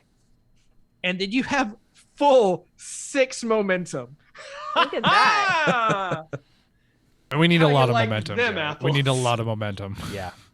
Having 0 was a bad day. Okay. And I'm just not Science dying officer is saving the day here. any longer. So you're not dying. Now, Yay. next round you are incapacitated. You're out of the fight, but there is a recover ability. Actually, don't know if you're able to do that. We'll see if we get there, but I think you might just be out right now. you have this guy left, right? No, he just went. Do you have someone that can go right now?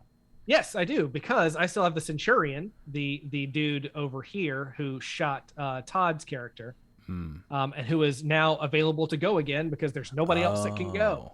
Okay. So if there was just one person like on your team, they could like go after each one of our actions. Yes. Oh wow. Yeah. Superhuman. So again, it's just back and forth. Mhm. There is no turn order as long as there are people to fight. That's interesting. So with that said, let's see, what is this guy gonna do? I think he might still recognize that that this big Andorian is a threat and take another shot. The guy that took out half of his team is a threat? Yeah. What? True? You're talking crazy. So here we go. Another 2d20. I dive out of the way. Oh, no! Oh no. Oh. Gang, I needed to do I needed a 14 to hit it. So and I have a natural 1. This is 3 successes. So let me see what I can do with some of this. Because I don't get momentum. I just get to do things like do bonus damage. Ouch. So I can add +1 damage for each of these successes because I'm spending these threat for that. So this is going to be +2 no matter what I roll on these dice.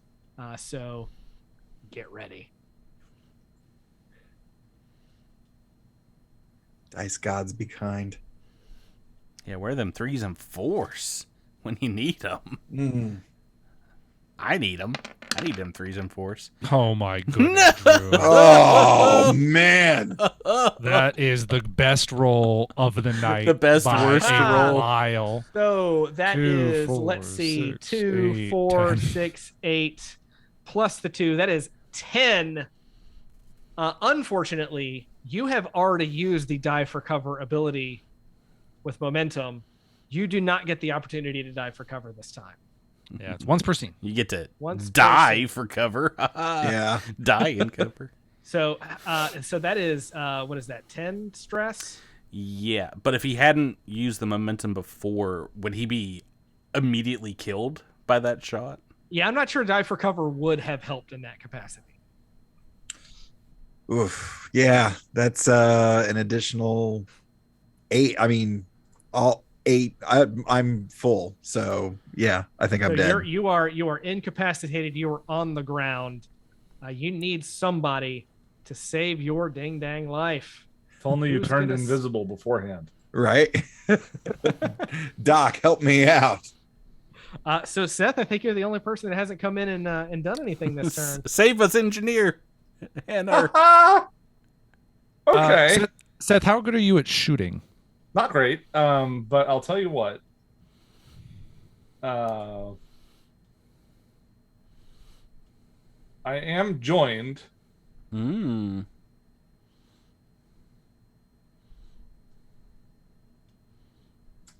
So once per mission, which I'm going to guess is the whole session, I have a symbiont, which means that I can declare a former host had a specific expertise. So I gain a single focus for the remainder of the scene as I draw upon those memories. I love this. I love the flavor text of this so much. This is great. So I'm less Hanor and more Dell in this moment. Let's go ahead and move, I guess. Well, I don't know. Like, there's nowhere that I can move really to make shooting easier, is there? I'm gonna count right here, right next to the doctor. Probably the only spot. I mean, technically anywhere in here would be fine. Okay. And do I recognize the fellow farthest to the west as the biggest threat in the room, or he's the one that just gunned down my teammate, right? The Satyrian. Yeah. Okay. I mean, you say that, but the other one gunned down your other teammate. That's that's true. Let's go ahead and do that. God, what focus should I have? Because I just get to make a focus, I guess. So I'm not, I didn't dig into focusness enough. You could have a focus in hand phasers, right? Like, which would give you a bonus successes. Like one of my previous hosts was a ranged combatant. Sure, like, or an expert marksman. Sure. So I think I also, if the crew is okay with it, I want to buy another dice with a momentum. I think we can spare it. Yeah. Yep. So does that mean I can roll 3d20? Yes. Okay. So I'm looking for how many successes? 2? You're looking for 2 successes. Okay. So what number were you looking to hit? Ooh.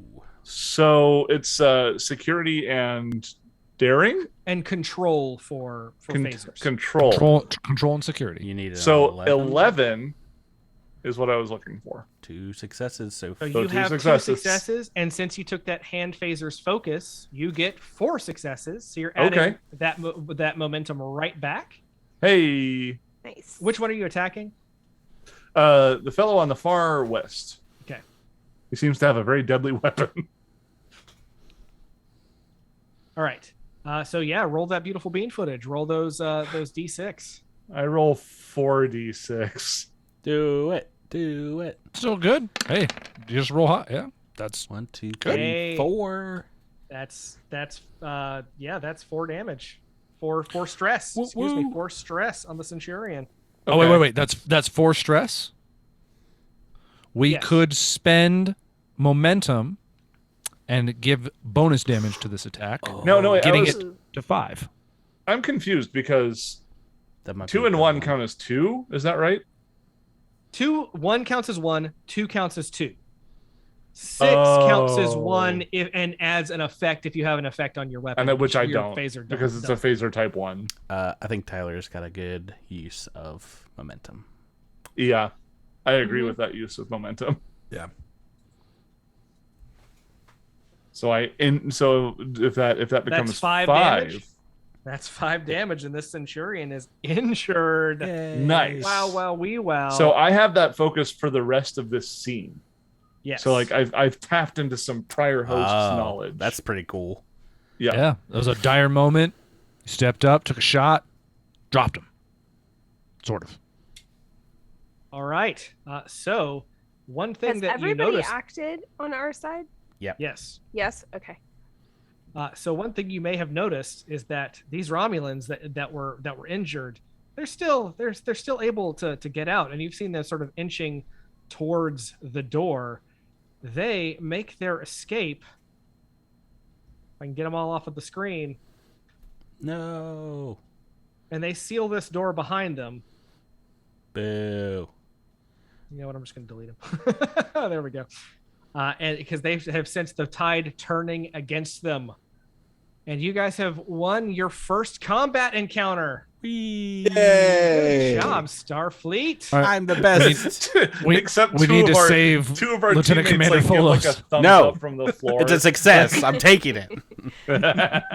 So as the smoke clears, you guys may notice where you're right outside of. You're right outside of sickbay.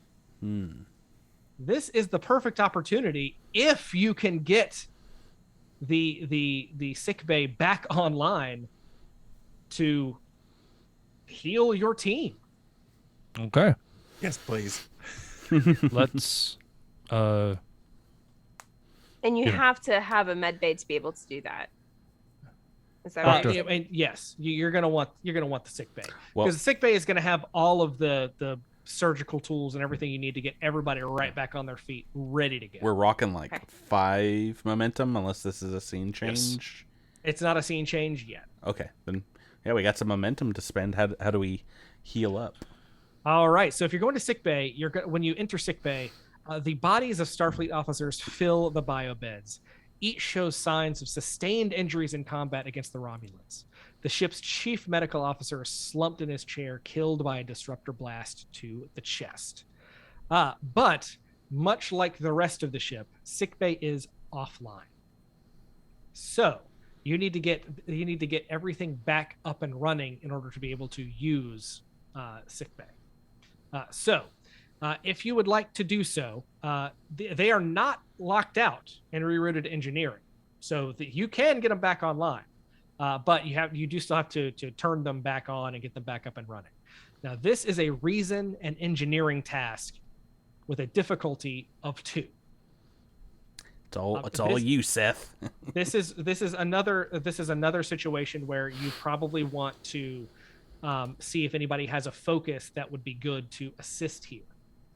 If anybody has something like computers or systems progress. I don't know of all the systems. Well, Dell has some opinions about the situation, but is also aware that Starfleet doesn't like a lot of excess chatter. So we'll go immediately to the task of attempting to locate whatever nearest power conduit is available in order to reroute it to sickbay. So it's 2d20. So my engineering and reason, you said? Yes. I'm trying to hit 16 or lower. All right. Wow. You got Literally it. just 2 successes. You got it. All right. All right. So now, do you have any focuses that would do anything here? Power systems. I would consider this 4 successes. Okay. Cool. So we're back So- to full momentum then. Back to full momentum. Way to go.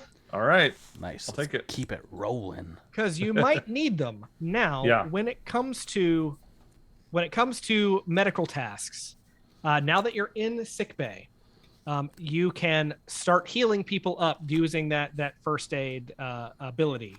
But every one of these medical tasks is going to be assisted by the Alcubierre's computers plus medicine. Oh. So that is going to give you, I have to look up what their computers and medicine are. Their computers is 9 and their medicine is 2. So it will be another D20 that adds a potential success on an 11.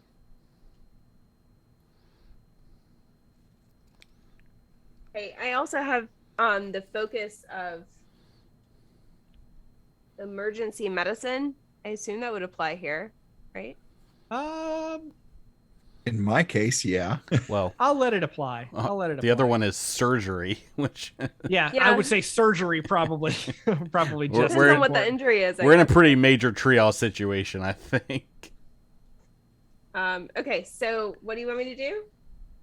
It is Daring and medicine? whatever the first aid task Yeah, is. that's daring and medicine. So that would be a 15 for me. And how many D20s did we decide? So it's 3. going to be you roll 2 and I roll 1 or if somebody else wants to roll 1 for the Alcubierre, you have to beat an 11 for that. So it's not great, but it's a chance. I'll roll the Cubiere. So 8 No, and 13 no. are both under 15. So I think I get 2 successes there, plus emergency medicine or surgery or whatever we're applying here. So those would be 4 successes. I did not Yes. help with the ship. So with that, I am going to consider, for the sake of everybody involved, that we are back up to full health. There are rules for stress and all of that, but for the sake of expediency, you're in a sick bay with a doctor that has access to all these tools. Everybody's healed up. You're down to at least minor injuries. Healing a big disruptor wound. You've taken care of it, but you're back in the fight. You're down to no stress. You're good. Wonderful. Sounds good to me. Now we have been going for a while now. Do we want to take a little? It's after 11. Oh my gosh, we still have a lot more to do.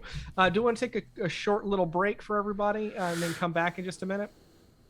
Come back and wrap up the entire game. How much do we have left? So we are almost to the end of. Actually, let's see if Tyler comes back. If we can finish one more scene, and then to close out the scene, and then we'll come back and we'll do Act 3, which will be the final moment of the campaign. Everyone saw that, or- Seth. You got attacked by a cat. Kind of. How many D6 did it roll? Oh, Tyler's come back with provisions. He's in it for the long haul. I had to refuel, folks. I had to refuel. Oh, All right. So with that said, everybody is healed up. So you guys want to head to stellar cartography? Yeah. Hopefully not another trap.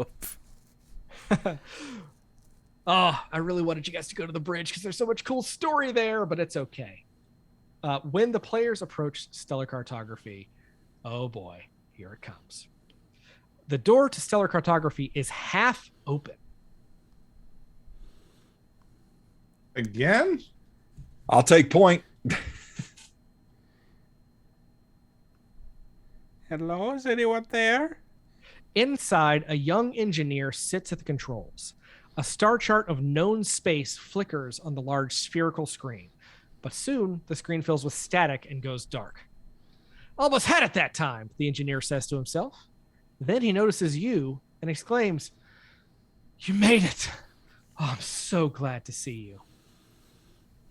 This is Ensign LaSalle, a surviving member of the Alcubierre's crew, that you can now ask questions and find out a little more about what is going on. And expend momentum to do so, or? So with this, because he is a willing participant, I do not believe you need to expend momentum. Ensign, what's going on here? We just had a skirmish with a Romulan boarding party, it seems. Oh, you don't know the half of it. So we were trying to work on a new engine for the Warp 5 for the Warp 5 fix, and we were so excited. The captain was super excited. He was so proud to be a part of this process, to really solve something for the galaxy, you know. But we got everything set up, and as soon as we hit it, the warp field failed almost immediately. Engines overloaded, power cascaded, and we were just shot in a random direction. No communications, nothing. We were overrun with this subspace interference that we couldn't even get through. Our own comm badges weren't working. We had to get crewmen to run up and down decks, crawling up Jeffries tubes and turbo shafts to try to get information back and forth. Where did the Romulans factor in? Well, as we were trying to get everything back online, there's a warbird.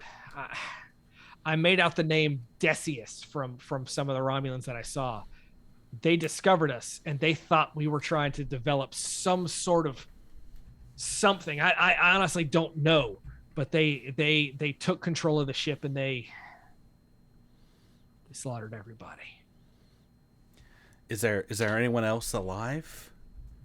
None that I've been able to find, and I've been out here for what feels like weeks now. Well, we're here to rescue you. You don't need to worry. Perhaps next time, Miles or Jabert can play you as the plucky young ensign on our crew. We still need to worry, because I don't know where that warbird went. That's what I've been trying to figure out how much time I have before it comes back, and that's why I'm here. I can't get these systems back up and running. I need help. Oh. It's possible that the warbird has never left. No, it definitely left. I watched it from a scan. I was monitoring communications. It got a signal and it left. What that signal said and where that signal came from, I don't know. Ensign, can we access internal security systems from stellar cartography? What security systems? Nothing's working right now. What I need is to track this signal based in this room so we can figure out what's going on. And now that you guys are here, you can get me the hell out of here. Would you like some assistance seeing if we can plot the warbird's course? Well, to get the warbird's course plotted, we need to get this system back online. And that's what I'm struggling to do. And that's where I will step in and say that the Romulans must have locked stellar cartography out so that no one can use it. So as players, you guys need to overcome this obstruction. So this is a control plus engineering task with a difficulty of 3. I can assist, maybe. I think Seth, you'd probably be the best control. My engineering is good, but my control not so much. I have a control of 8 and engineering of 2. Okay, now, so you're probably going to sit this out. Now, interestingly enough, I have attributes for Lieutenant LaSalle. But I'm going to assume he's going to help with this. Okay. I hope Which is going to be a control plus engineering of 12. I have On a a control and engineering of 14. Do you not have? You're better than I am at this then. All right. Well, let the lady step up. I'll start dancing my fingers across. Now we the... remember beep, we boop, are beep, going boop, for boop. we are going for 3. Let's and we only buy a have, die. We only have 3 dice rolling, so you can buy a dice with momentum, or someone can assist. I was gonna Someone else say can assist. Hanor would probably defer to the ensign because he assumes that the ensign knows the ship better than he does. So, Well, there's no limit on how many people can assist. Oh, really? As long as you don't exceed 5 dice. right. Well, in that So case, we'll give Patrick 3, and then the ensign will assist, and Is this count Anordell will assist for 5. as technology that relates to flight or propulsion in any way? Or I would not say cartography, so. like I would not What about- say- scanners? what about astrophysics? See, this is more astronavigation. Yeah. Astrophysics is Okay. if you needed to, have something. Physics. So I can potentially use my value with my determination because I haven't used it yet. Propulsion is a science, navigation is an art, but I also have a talent called jury rig that if I attempt an engineering task to perform repairs, would that potentially work here? So yes, but jury rig, it allows you to use daring instead of control. No, it says I can reduce the difficulty of a task by 2, but the repairs are only temporary. Yes. It is this scene plus 1 additional scene, which I think we're gonna be okay. Okay. Well, yeah, I'll try to do that. I'll hotwire the panel and see if I can bypass whatever the Romulans have done. All right, I'll roll a d20 as well. I will also attempt to assist. And this is and then I also control and engineering. Dang. So far, so good. Control and engineering. What number are you trying to hit, Patrick? I'm trying to hit 14, I believe. Looks like you. What does the determination do? Is that if I use it? So if you use your point of determination, that is an automatic natural 1. So you get 2 successes immediately. So you would get immediately 2 successes, I might as well, yeah.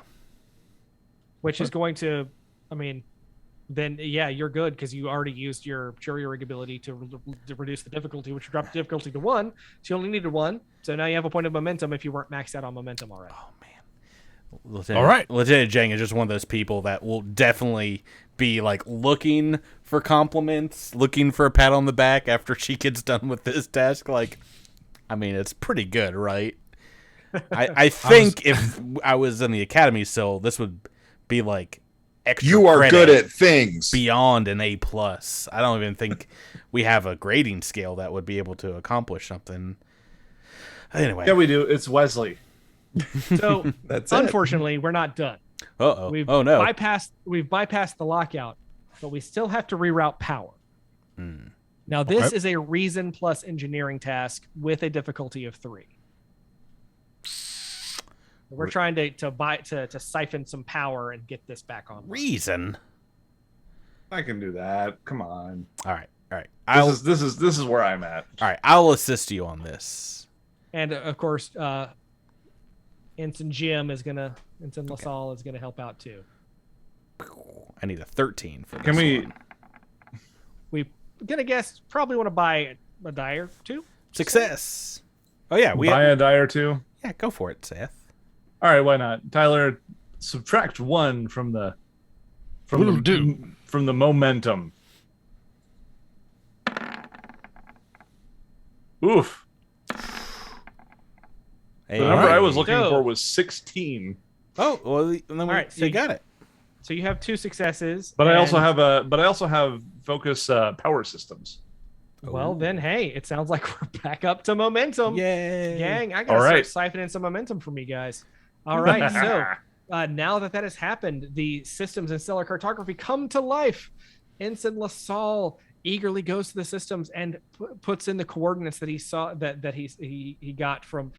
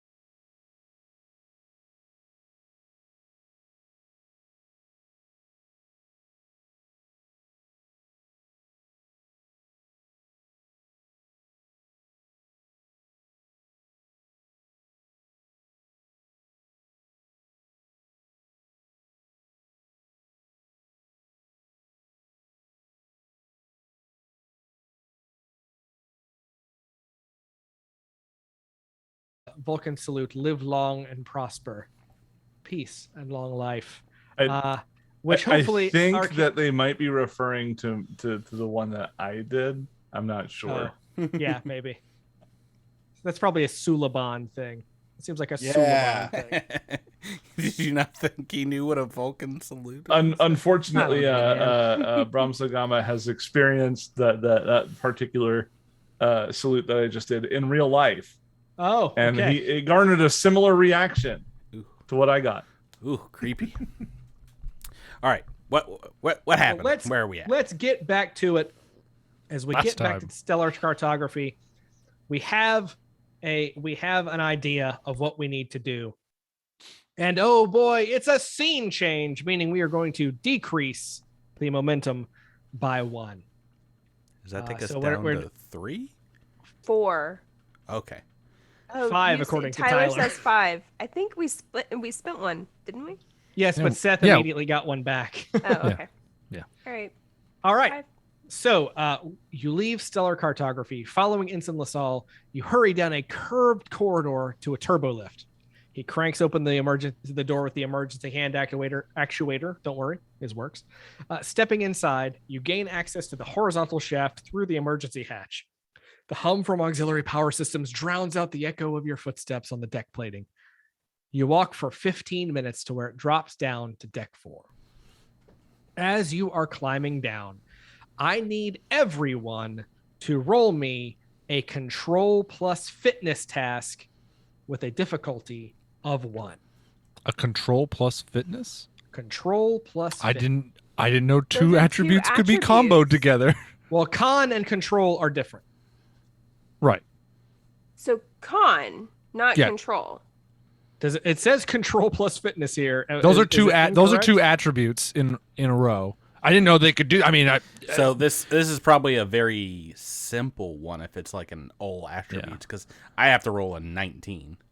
Yeah, Are we just rolling Yeah. 2 dice or I 1? got 18. It's 2. That can't be You right. always roll 2 dice, but you Yeah. only need 1 success. So Okay. yeah, I guess that's something that I had not thought Cool. about. okay. Well, yeah, it makes it. All right. Oh, Somebody cat. rolled 2 D100. My cat. No, kitty. Okay, That's hilarious. there we go. All right. Sure. I mean, my target is 17. This Yeah, doesn't mine's seem right 17 to me. also. Yeah. So I think you So just try not to roll super high here. Yeah, 2 successes what for you're me. trying to do here is trying not to fall down the shaft. Ah. So with it being kind of high, I think you're okay. So did everybody pass all their rolls? You only needed 1. Yes. We And destroyed. hey, guess what? Y'all have so many successes that Full momentum again. we have Woohoo. full momentum again. Unbelievable. Unbelievable. All right. Oh, So let's head to the bottom of the turbo shaft. what is full momentum? How much can we have? 6. 6. Oh, gotcha. Oh, now it's now we're in a spending economy. Just spend it. At the bottom of the turbo shaft, a half-open door reveals. As I have to clear this information out, so let's. Dude, next time we play this, I'm taking shots every time you say a half-open door. I'm assuming that not every door will be half open. Can you guys see that now? Did that illuminate anything? We can see many things on this level. Yeah, I can see the whole map. Can you see the 2 Romulans through the Yes. half-open door? Yes. Oh, yes. Yeah. Can you And see beyond. everything else on this? Because then I messed up. Yep. Oops. Yes. Oh well. Well, thank you, Patrick, for keeping that clear. You see 2 Romulans standing guard outside engineering. We avoided any complications, which I will tell you guys as GM that if you had failed any of those rolls, you might have done something like drop something that caused a clatter to allow the Romulans to know that you were there, or twisted your ankle so that any fitness task increased. So you have not alerted the Romulans. With that, you guys may actually be able to just go in and stun these guys without them ever knowing you were here. That would be ideal. Stealth up. So with that said, who would like to make the attack roll to try to do that? Control and security. Who's the best? Control and security, and don't forget, y'all have all that sweet momentum. Control and security for me ends up being a 12. Yeah, 12 for me too. I can't beat those numbers. Oh no, am I the best marksman on this party? I have a 13. I mean, there's 2 Romulans over there. You're probably gonna need more people to do it. I mean, I guess one of us could assist, right? Oh no, I think since there's 2 Romulans, someone's gonna have to stun one, and someone else is gonna have to stun the other. I will also allow you to use the aim function, which will allow you to roll a d20 if one fails.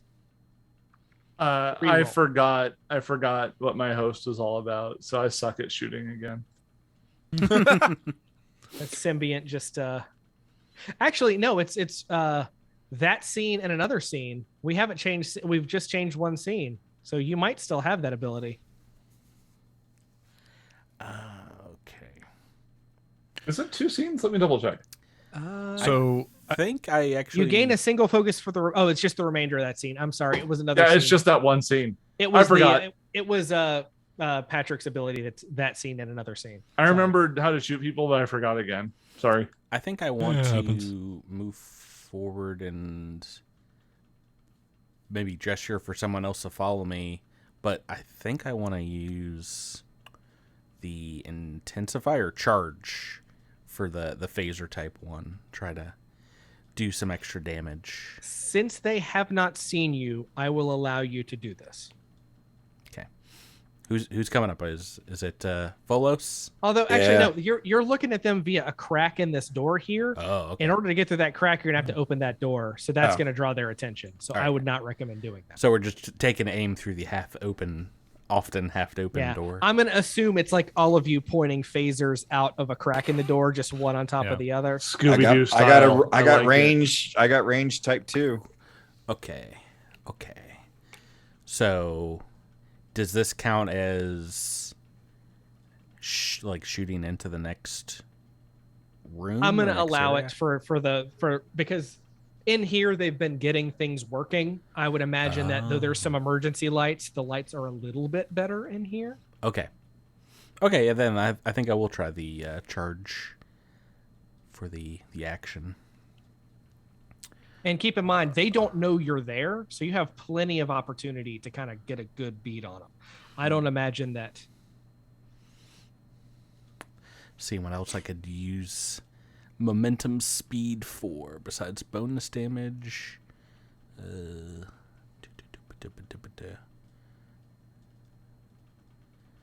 So I'm assuming we're gonna have 2 people shoot one, 2 people shoot the other, main shooter, assister. Yeah, honestly, kind it's of not a even asking me sitch. for it's not even giving me the rolls to actually do. So this may just be an automatic thing since you guys succeeded. I just want to see you roll dice.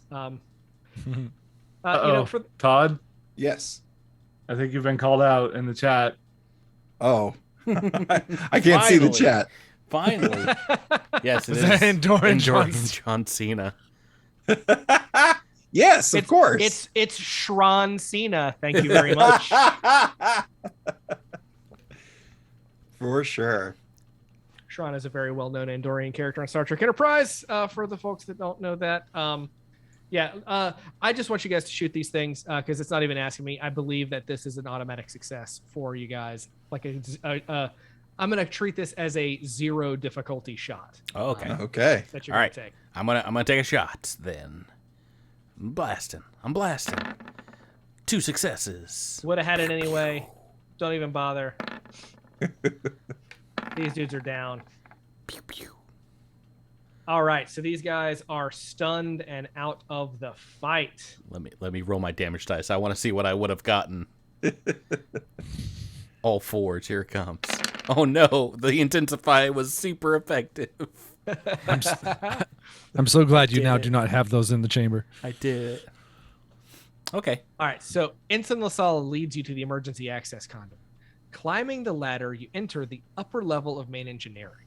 On the far side of the room, the warp core is dark. Nearby, 3 Romulan Ulans work diligently at a freestanding computer terminal in the center of the room. The sub-commander, the leader of the Romulans, paces, barking orders at her subordinates. So we are going all the way over here. And we're kind of sneaking up and climbing up this ladder. The warp core is dark? Because remember, they were doing a warp experiment that failed. And the Romulans have been trying to get it back online. Dang.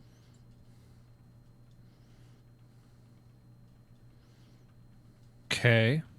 So we're above them right now, right? Yes. At this point, any phaser attacks that you choose to do are considered long range. Okay. So so while you're up here, that is what is going to happen. So there will be an extra difficulty level to this. From here, there's a couple of things that I want to tell you about. One is about taking cover. If you hide behind computer terminals, you can gain resistance. Resistance is going to be based on what you're hiding behind, and that is going to basically, if you do get hit, it is going to we take the damage dice rolled minus the resistance, and you take that amount of damage. Mm-hmm. So when you guys were taking 5 damage and 6 damage before, that might be 4 damage or 3 damage, depending on what you're hiding behind, which can make a difference. The other side of this is that the Romulans may not be able to get the engines back online, but you're Starfleet. You know these systems better than anybody else. And in this fight, you may be able to get the engines back online if you work on it. And that is going to be a whole other set of circumstances depending on what you want to do. So when I mentioned that you guys might learn that combat isn't just about combat, this is a perfect example of it. Mm-hmm. Mm-hmm. So where would be the main control for just even attempting to get the warp core back online? So right where you are is where you can attempt to do this. Oh, Actually, convenient. Let me rephrase that. We are going to go down this ladder. I'm going to move you guys around because I think it's more interesting. We're going to go down this ladder right here. Okay. Around the back, sneaky style. Up this ladder. Through this door. And we're now sort of in this main area here. So you guys, but again, this Romulan, he's focused on something else. He's not seeing what you're doing. So if you guys want to move all of your characters right over here, this is where we're actually going to begin this fight. I don't know what you mean. All the way over here. Okay. Yeah. So do you see the 2 ladders on the around the warp core? There's one here and one here. You guys are going to sneak around that way, go through this door, Lots of sneaky. and get over here. Now, I wouldn't get too close to him, Shrancina. Right. All right. So if we can take this one out stealthily, we should probably do that. And I'm going to allow that to happen. Okay. Another task, another 0 difficulty task, because you are where you are. I sneak up behind him with my Ushan Tor. Just Now that's going to add threat and cause I was about to say than just shooting him. no, just give him the old I don't know, give him a wrestling move. Yeah. Knock him out. The STFU, just submit him. Sleeper hold. If we get power restored, do I think I can seal them in the warp core room? If you get power restored, what you can do is so if you choose to try to get power restored, it is a multi-step process that is going to take a number of things. The first task of which you are going to be able to do without the Romulans finding out. But beyond that, they are going to know you're there and they are going to attempt to stop you. I think it's worth starting now on that. So let's get people in defensive positions so that we can defend the computer operators when the Romulans figure out we're doing something. Hey Drew, what's this little purple bug down here? Look, I didn't think you were going to be able to see that. Don't call it out. Okay, I just didn't know if he was trying to hide something from us. It looked like Come on. I was trying to hide something. I thought it would say so again, roll 20, because this is all supposed to be in darkness, and you guys weren't supposed to be able to see that. You're adorable, Drew. All right. How do we Anyway. start out? So if you are going to try to restore the engines, the first step is to align the ejector ports. This is a daring plus engineering task with a difficulty of 3. I got a 14 total.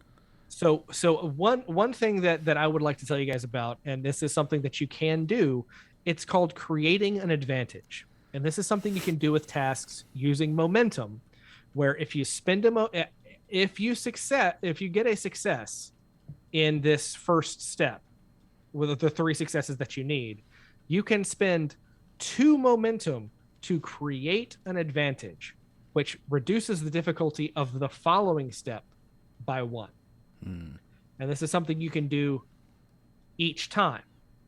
But every complication that you get as part of this process, if you get one, if you roll natural 20, is going to increase the difficulty of the next step. So with combat going on and with needing momentum for that and this could get to be pretty difficult. But we'll see. So, now I still have my determination. yes, you do. And I have a value. Now I don't. This is going to be a little squirrely because we're not on our ship, but my value is love your ship like you would love a child. Has one of your symbionts been on the ship before? Or no. Or test everything to its limits. That also might apply. I don't know. Do you think either of these would apply in this situation? Dangerously close to take it to the limits. You have another one that I think you could probably get away with, and that's always pad your estimates. That's true. I was gonna also maybe say like I could give the commander like an estimate for how long I think it would take to get the engines online. It's like 5 rounds of combat. It's actually going to take 3. This is what Scotty would do, was tell you how long it was going to take and then beat that time. And it was later known as buffer time in Starfleet. Right, in lower decks. In lower decks. I think that one could work. Okay. In that case, I'll go ahead and tell Commander Linares that I think I could get the engines up and running in 2 minutes. In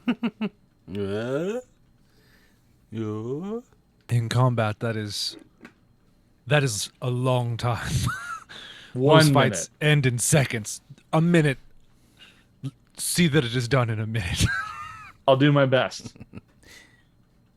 Got this in All right, so you're spending your determination? Yes, I will spend my determination to start this whole thing off.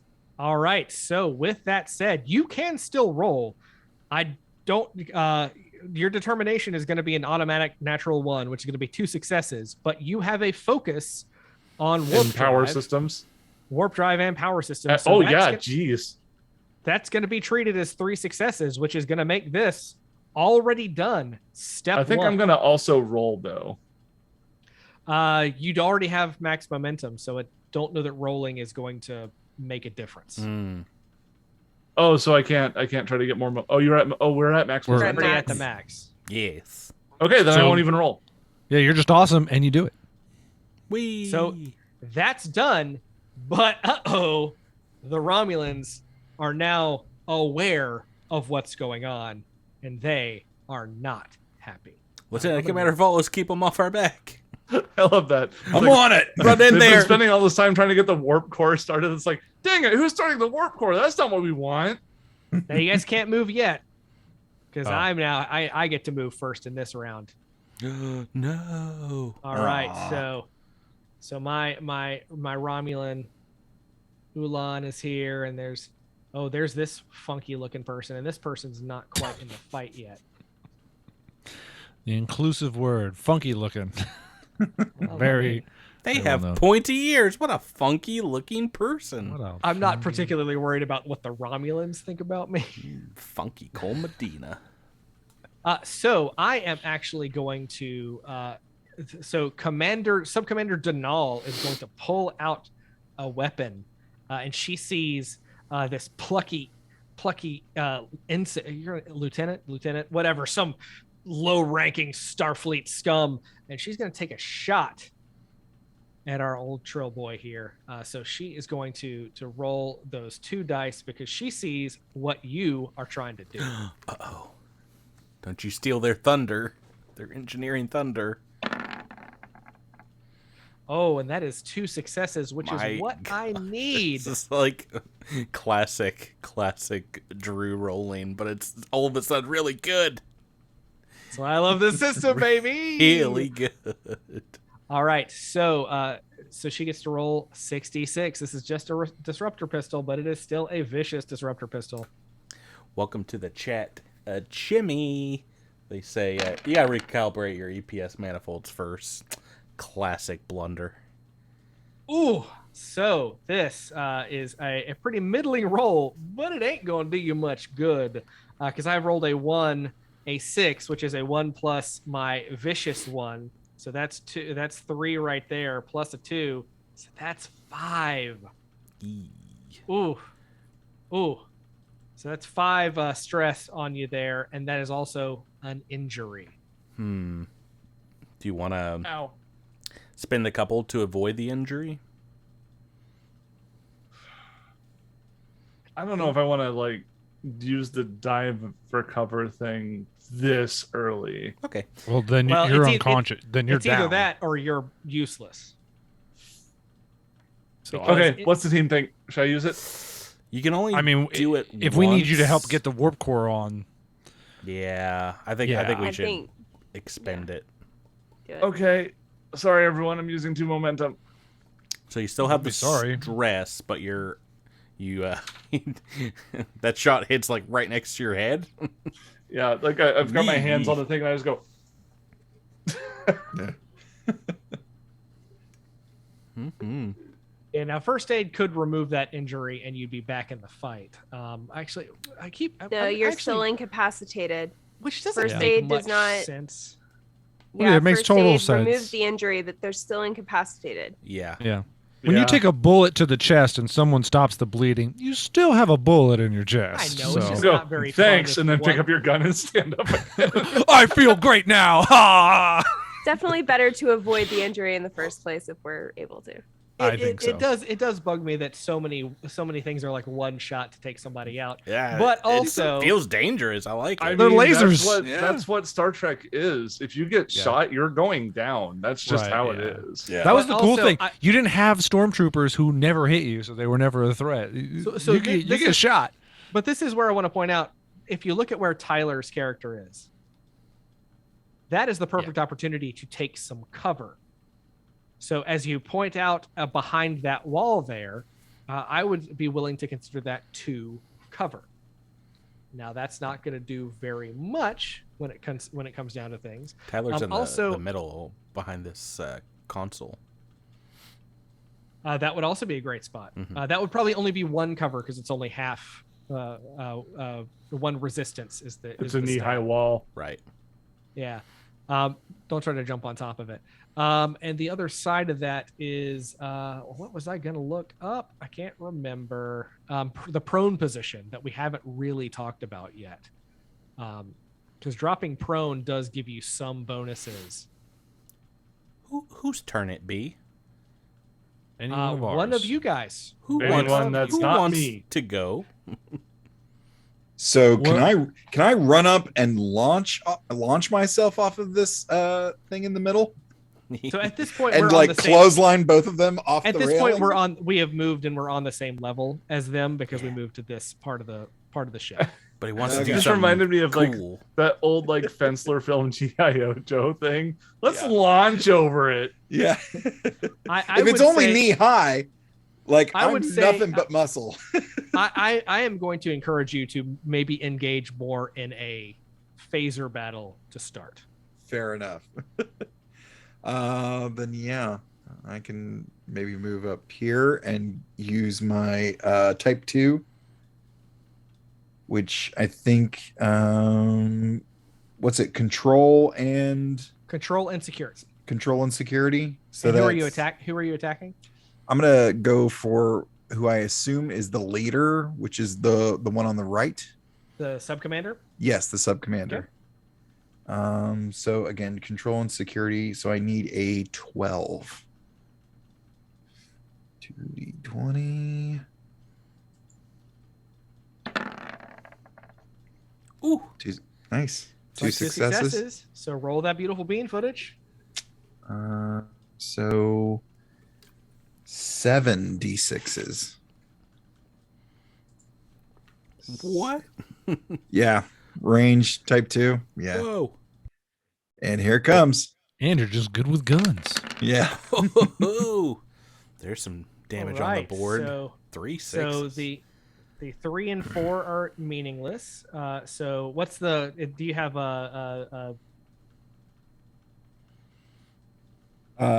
Range? I don't think there's anything No. special. It Okay. has the charge ability as well. Yeah. So that is 2, 3, 4, 5, right? Yep. No, 3, 4, that's 5. No, because the 2 would be 6. 2, right? So it'd 2. be 6. Yeah, so 6. Oh, All good right, so call. you've done Woo. 6 stress. Wow, Nice. amazing.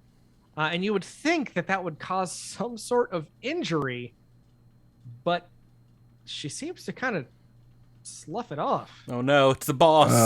Oh, no. boy. Drew's using threat. It's no fair. He's cheating. He's got Damn TM it. powers.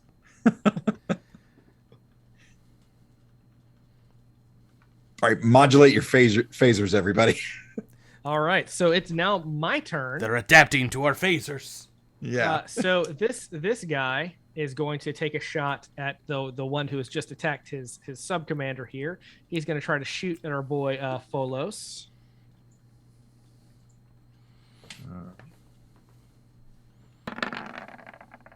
Oh no! Drew, what's a complication for you? One Yes. success and one complication. It's so funny. I was Oh. about to say it. I was like, I can't believe we haven't rolled a 20 tonight so far. But the funny thing about complications is that all I have to do is spend a threat, and they don't do anything. So this makes sense. is fine. Must This be is nice. okay. It's really nice. Being a GM kind of rules. All right. So Federation Gang, what's your story, Morning Glory? I would like to take my turn because I'm really worried that they're going to keep shooting at our main engineer, chief engineer. So I would like to move to Tyler. where I am. I apologize. I forgot about an ability that you have that you may want to have retroactively use. What's that? Okay. Sure. You have a talent called Executive Officer. When another character in communication with you spends determination, you may spend 3 momentum to immediately let that character right. regain We their talked point about of this. determination. So when Seth used his determination, I could have spent 3.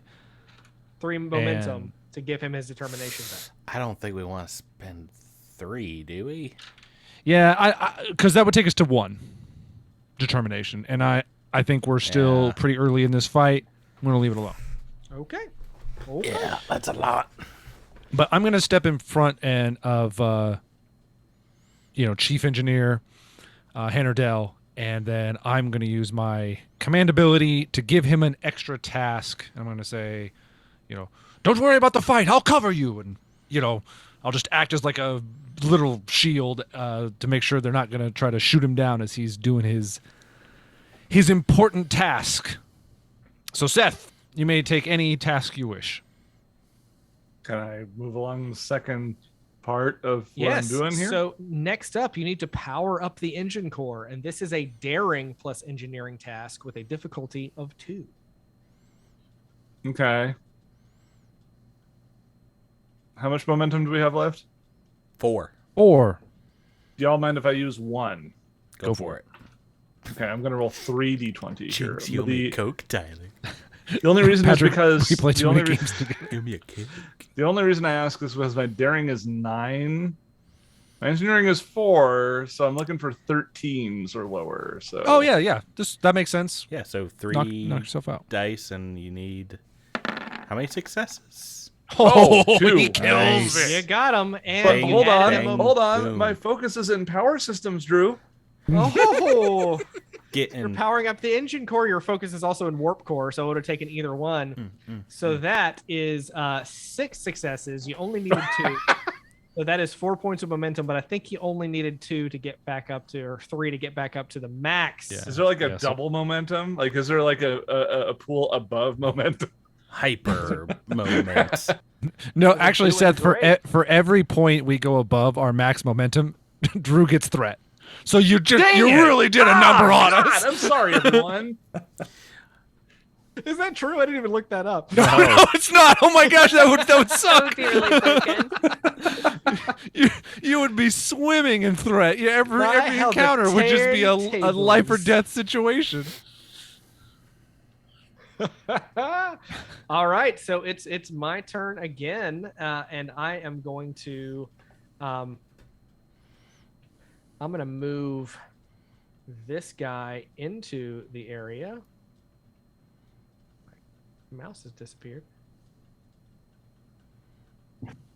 and I'm also going to have him take a shot at Folos. It's the only one he can see.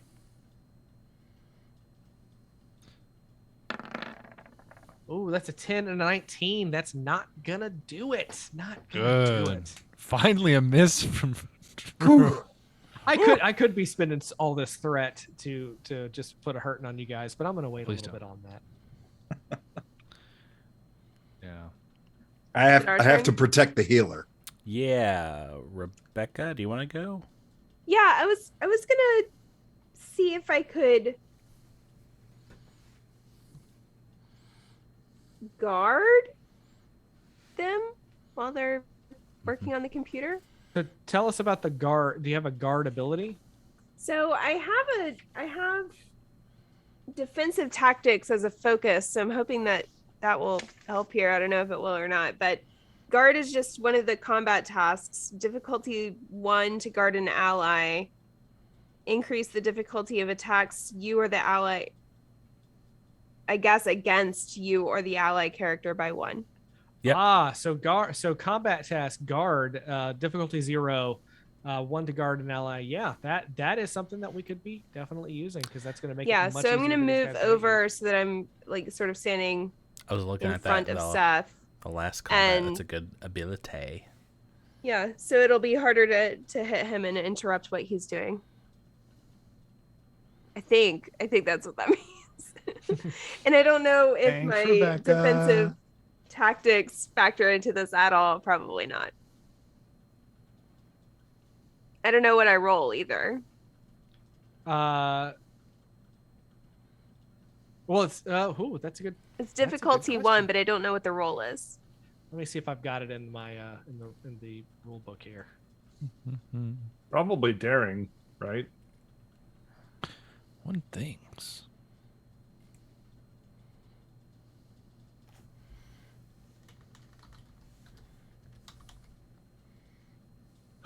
It does not say. Wild. I wonder if it's like up to you to decide like what fits at this moment. That would make sense. So I would guess potentially control and security,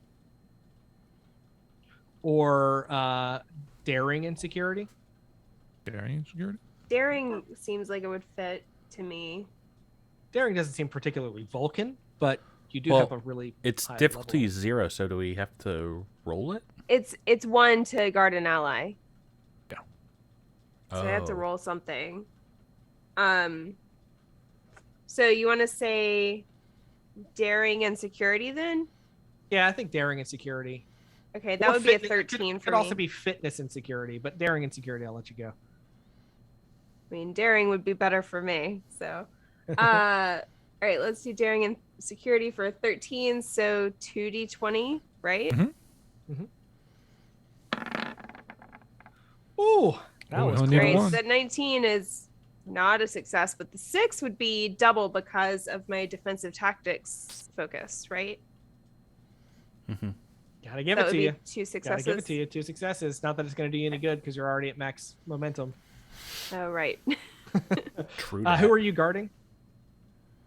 Seth's character, Okay. because he's working on the computers.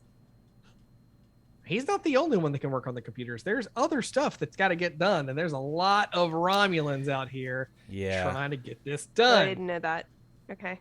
Namely, the sub-commander who's going to come in here, and she knows who exactly is trying to get this done, and she is going to try to take a name at this plucky trill once again.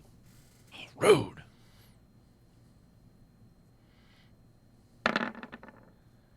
Ooh, that's a 19 and a 5. That's not going to get it done.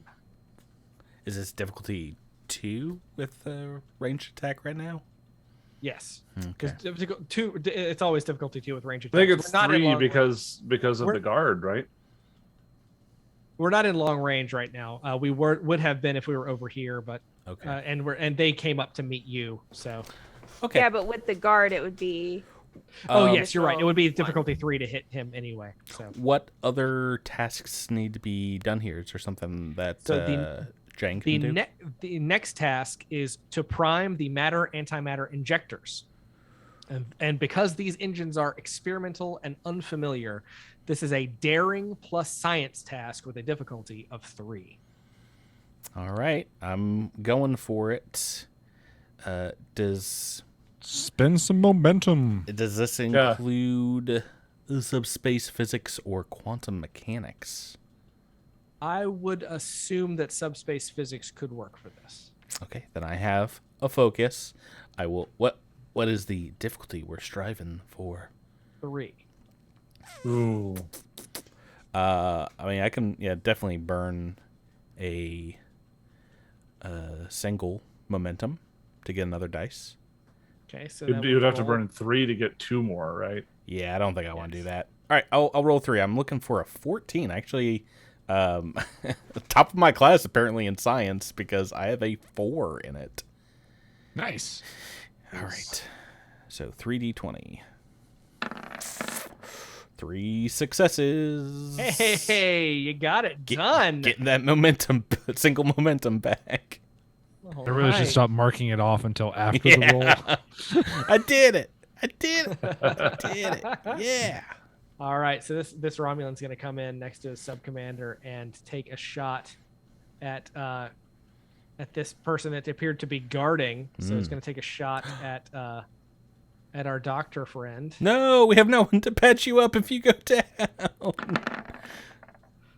Not going to do it. I've rolled a 19 Yes. every round. Yeah. Oh, it's wild. Super It's hit. absolutely wild. Super hit. So that's Feel so that's bad that for you, turn. Drew. You know, I could be spending threat, but Mm. You choosing keep not to. threatening I'm that worried. threat. I don't know what you want here. I don't know what you're doing. All All right. So who's on this side that still needs to go, or is that everybody? Is that everybody? Does the that's gone? NPC get a turn? I'm going to leave him out of it just Okay. for the sake of fun. Then Uh, anybody can go. All right. So Seth, if you want to try to stabilize the warp field. I mean, you yeah. I get always these want to engines. stabilize the warp field. I've been saying it the whole night. Why wouldn't you let me stabilize? I just want to stabilize the warp field. That All feeling. right. So to stabilize the warp field, this is a daring plus engineering or science. You can roll engineering or science, and it is a difficulty of 2. Difficulty what? 2. I mean, that's a 13 for me, so You got this. And you got a ton of momentum to spend. I know, Yeah, right? you might as well spend 1. yeah. I'm crossing it off. Don't hold on, Tyler. Wait. Don't already been cross it done. off yet. It's already been done. Too late. All right. I'm running That's out okay. of post-it note space. Oh no, Oh, Seth! no. No. Seth! Oh no. Seth! You rolled so well, but so poorly. What is this? I've I never rolled seen 3 this. 15 simultaneously. What? Wow. Whatever. It's only like a 1 in 4,000 chance that happens. 4,000. I think that's optimistic, Patrick. I think the numbers are way higher. I am speechless. Okay, well, wait. I got 0 successes. Well, hold on. Okay, hold on. Is there anything we can do about this? I don't think we can. Can we? Are there any momentum spends here? I don't think so. Oh no, is Q here? You could spend 2, and you could spend 2 to keep the initiative, so that someone else could go to try to get this working. We might want to do that. It's only 1 in 8,000 chance. That's all. It's not that bad. Okay. Here's what I propose. We could. Oh, Bromsfog said it as well in the chat. We could spend the momentum to give the commander a turn, just for me to pretty much bark orders again for Seth to re-roll again. I mean, yeah. I can try on my turn if we're worried. I mean, I could try on computers too. Because you said science is the other option, right? Yeah, I'd only need 14s. Okay, then let's spend 2 momentum. That's going to drop us to 3 to stay in the initiative. And Patrick, you'll go. What would it be for you, Rebecca? 13. Darren, it would be 14 for me. So Go for it. let me try.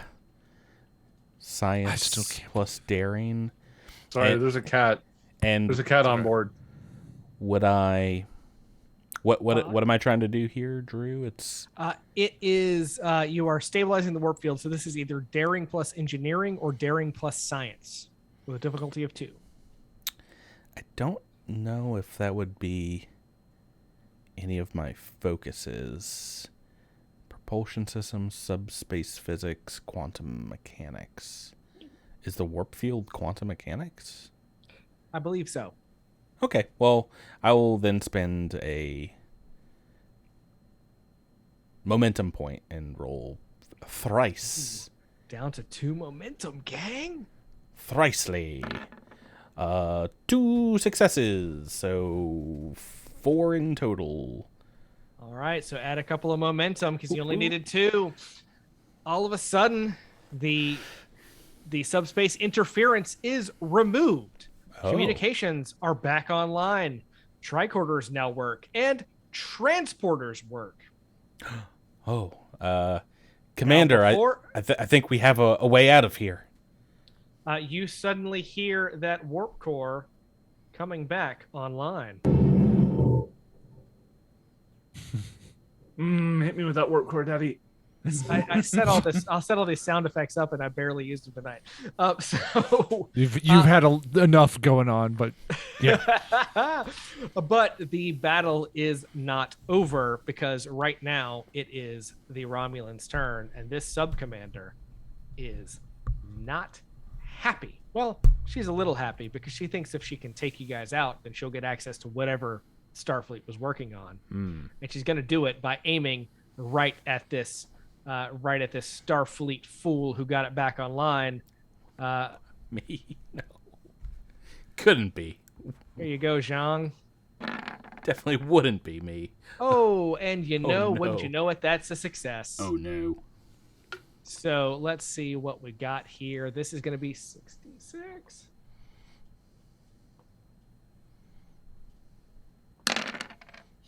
Whole lot of nothing. Wow, that's only 3 damage. That is not a lot of damage. 3 stress, excuse me. 3 stress. But it is now your turn, and you have communication back with the Magellan. What would you like to do? We gelling. Yeah. So we have who could take an action? Todd and Rebecca are left, right?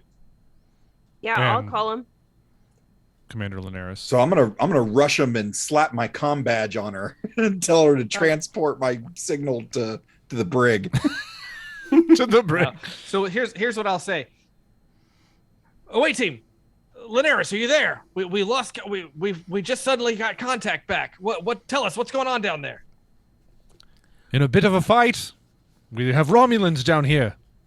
Three of them have us pinned in engineering. Copy that. We'll take care of that right now. And you see 2 of these Romulans beaming right away. Oh. Silly Romulans. But the third, for some reason, remains. No. The sub-commander. The boss. Stupid Romulan tech. The Romulan is very angry now that her that her crew seems to have disappeared. So she's just gonna march on over and try to stab Linares.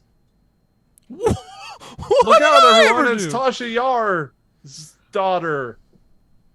So this is an opposed melee attack. So this is a difficulty of 1, but it's opposed. So Okay. I have not rolled an attack all night, so this is going to be very interesting.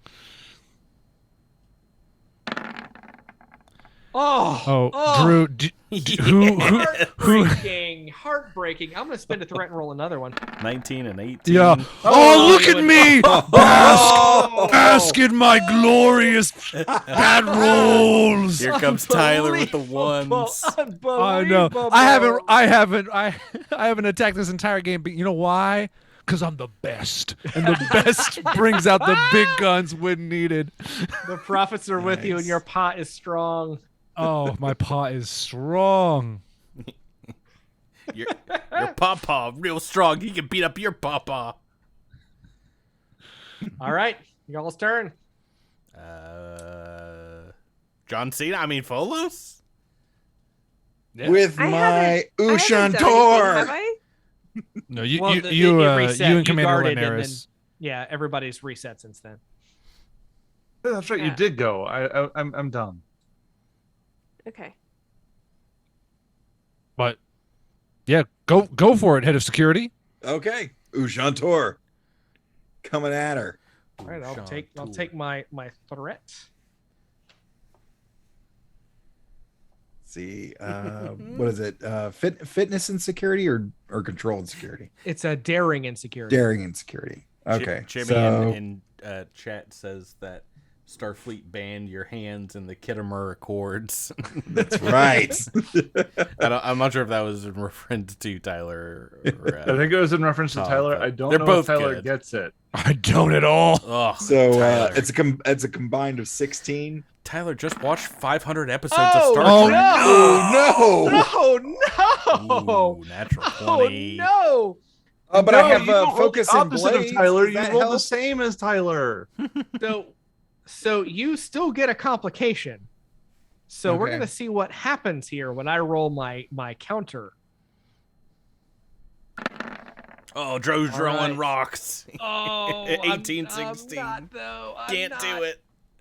Oh, except I can re-roll. Spin threat. Both Oh of no! these. Everyone's suddenly fighting like they're from the TOS. Oh no! Do it, Drew. The terms of service. Roll some 20s now. The original Let's series, see. Tyler. That's those old scientists, Tyler. We I call them those old I know. scientists. Oh, but I do Oh, have better. one success. Unfortunately, that does mean that you have one and you get to deal damage, but you still have a complication. And the complication is that your Ushantor has been knocked away from you. Oh. Dun dun dun. She's about to catch these hands for real. Yeah. What's your unarmed strike like? It's 5d6. Like yeah. It does more than a phaser. Yeah. That's more than my phaser. My phaser Okay, is so- less effective than your hand. So I get What'd the 6 5 blue fingers say to the Romulan face? so do I get 66 for the Ushantor? Yeah, you still get it for this turn, but this is Okay. the last turn you'll get it. All right. Oh. 66 coming up. Ooh, not All good. right, so I'm seeing a 2 and a 2, so four stress on old Mhm. Sub Commander Denal. Not a lot to do, especially because she does not seem to be fazed by this in the slightest. Damn it. Is that a threat thing, Drew? Are you threatening us again? No. Hmm. Let me make sure that there's nothing I'm forgetting here. Curious, sir. Yep. Curious. All right, so she's gonna take another swing at the commander here. Please don't. I'm out of mojo, Drew. Don't say that. Never say that. Oh, another no, natural I 20. suffered a complication. Oh, wow. ooh, Yeah. But Tyler didn't succeed either. Oh, but Tyler didn't succeed, and I get to eliminate that complication using threat and still do my damage. Is a 13 a hit? Oh no, it's not. Never mind. Yay! Failure. Okay, so you guys have tried a lot of stuff. I'm gonna say this particular person doesn't seem to be too affected by your typical attacks. So Rebecca, figure out the mystery. It's a murder mystery. I was actually just thinking about that. So I heard the commander say that there were 3 Romulans, and they said that they were going to take care of it. They beamed them away. They're no longer on the map. So not a Romulan. So right, but I mean, is like there were 3 of them, but 2 of them got beamed up. Oh, that was Right. just me doing. That was not an intentional thing. That was me doing storytelling reasons for the boss to still be there. This is still a Romulan. So I have no reason to suspect that this is that this Changeling? person cannot be Shape teleported. changer. This isn't a changeling. No. What? Oh God! What was that? Species 6, whatever. 8472. 8472. That's right. No. So why didn't this one get transported? That's very strange. Because Drew, is there Drew, would there be like could I roll something like insight and engineering or insight and science to maybe figure out if there's a device or a piece of technology, what's stopping this? Is there a have a roll I could tricorder. make as a task? Oh, we need a ghost touch weapon. Dude, I'll stick her Wraith with is a. I'm right. right Wraith is next to. right. I'm right next to this individual, so I'll stick her with a tricorder. How about that? You don't really want to poke anything with a tricorder. It's a scanning device. You can do it now. And now that the subspace interference is gone, you could do it from a mile away.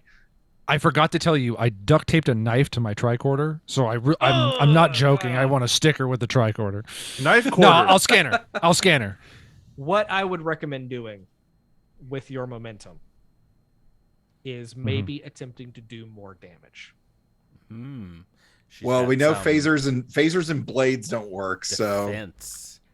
So Well, the phasers and blades work, but okay. yeah, So we have they seem to be sloughing off the damage faster than you've ever seen a Romulan slough off the damage. okay. So we have like a DR situation. It sounds like. Okay. I mean, I can't do that much damage, but I guess I'll try. I'm going to also remind you that your phasers have 2 settings. oh Yeah, but one of them gives you threat, and I hate that. I hate it. Yeah, but stun damage doesn't seem to be doing any good against her. So Hmm. we may have to, right? Okay. I mean, I'll try it. So I'm going to. Oh boy, we are running out of space, and I don't want to be standing next to this person when I try to shoot them with a phaser. So I'm going to take a step back. Is There that are all no right? attacks of there are no attacks of opportunity, so you can move wherever you want. I'm going to move behind my security officer, and then I guess I'll take a shot, and with control and security, right? Okay, are you still? You change anything about your shot? from the protection of my We're- lats and triceps. Yeah, we're gonna go from stun to kill, Okay, yeah. and then I'm gonna spend a momentum to get an extra dice here because I'm not very good at shooting people. And I'll see what 3d20 have to say in this situation, I guess. Wraith believes in you, Tyler. Are you telling all of us to switch to kill? Yeah. So that is Pretty good. 2 successes. Which is what you need. And I don't think I have any foci to help out here. This really isn't guerrilla tactics, and that's the only one I can think of. Guerrilla tactics and 3D. Am I playing 3D chess with this person? This is just kind of fighting right now. Yeah, this is just kind of fighting. So I have a type 2 phaser, so I'm going to be rolling 5d6 in this situation.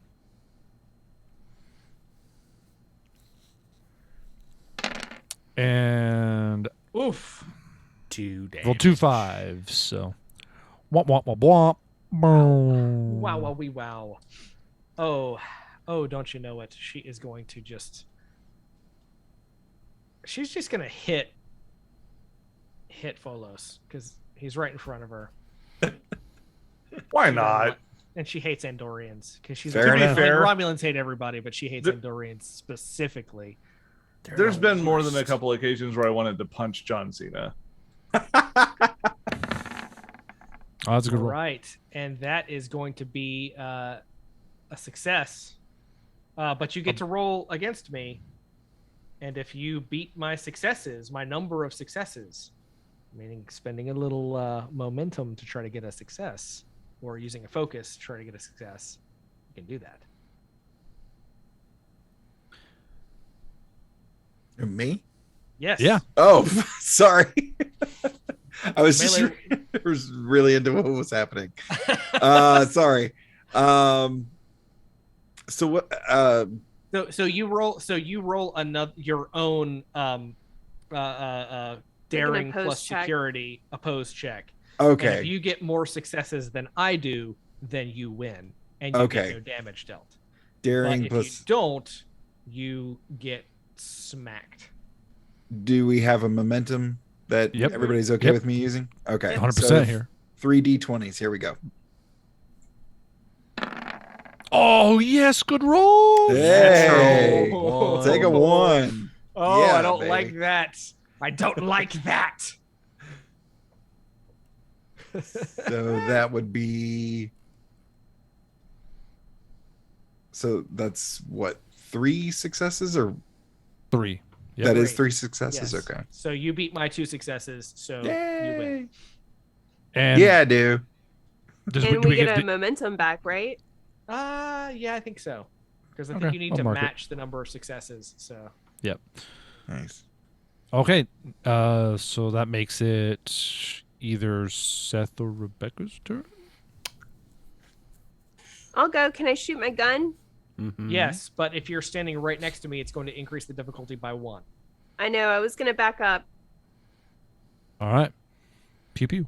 Get her. I can move, and then If Shoot. you want to spend... What is this? What is the setting you're setting your phaser to? kill.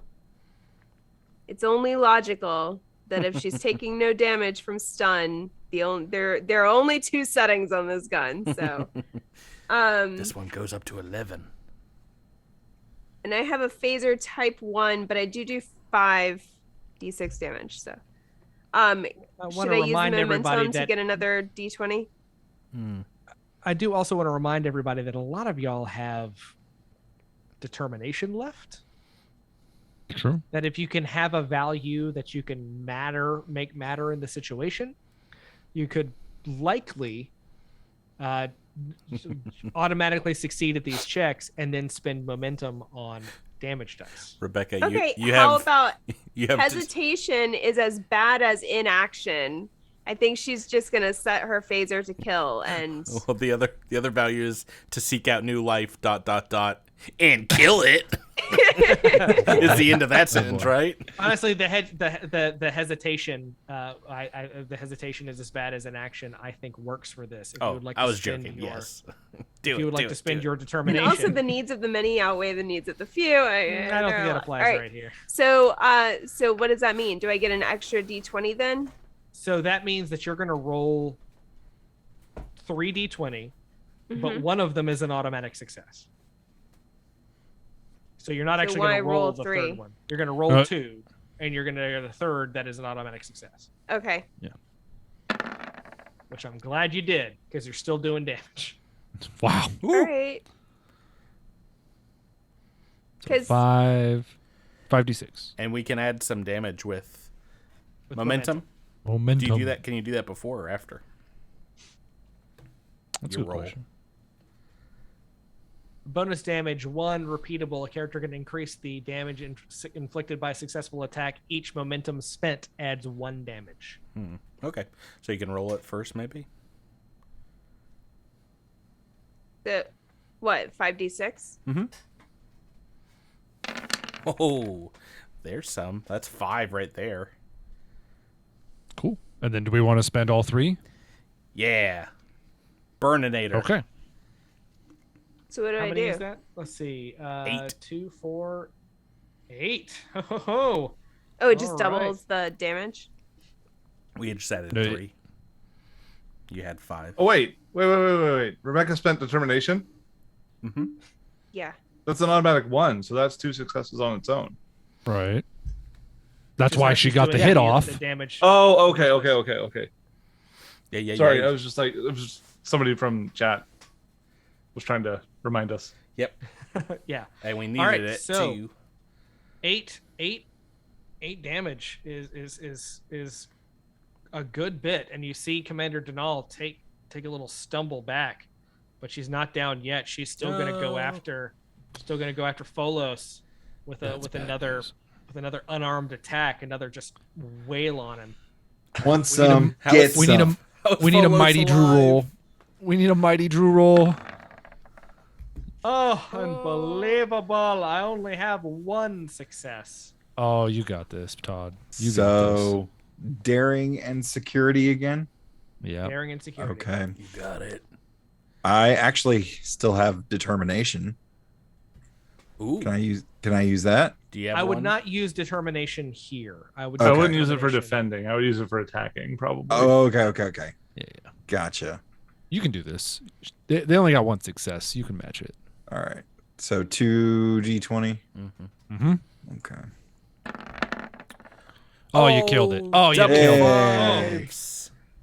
Have I So- been able to do any damage with this thing? Unbelievable. If that's Yeah, a you- melee yeah. attack, does he get to attack back? Is that how it works?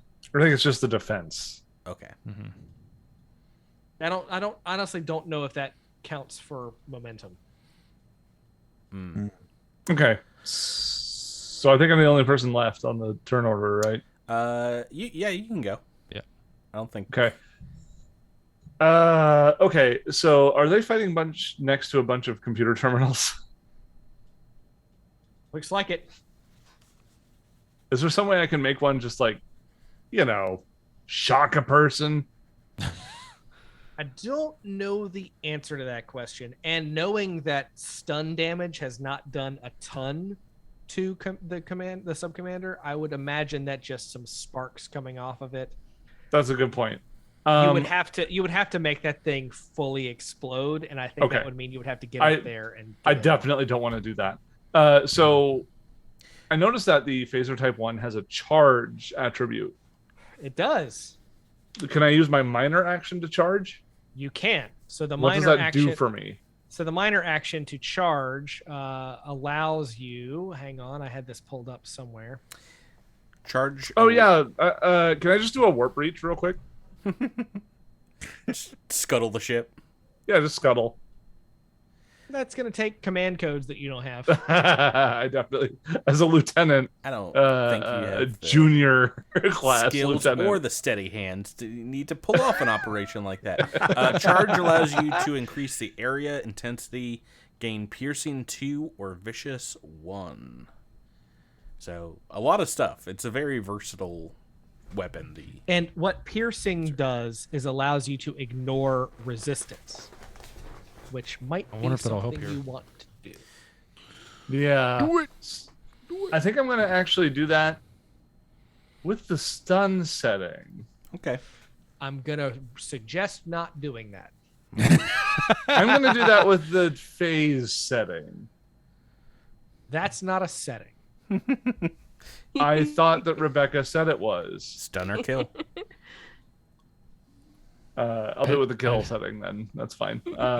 So Kill the we kill. got, again, I'm sorry to keep asking, control security. Control security. Control security, difficulty 2.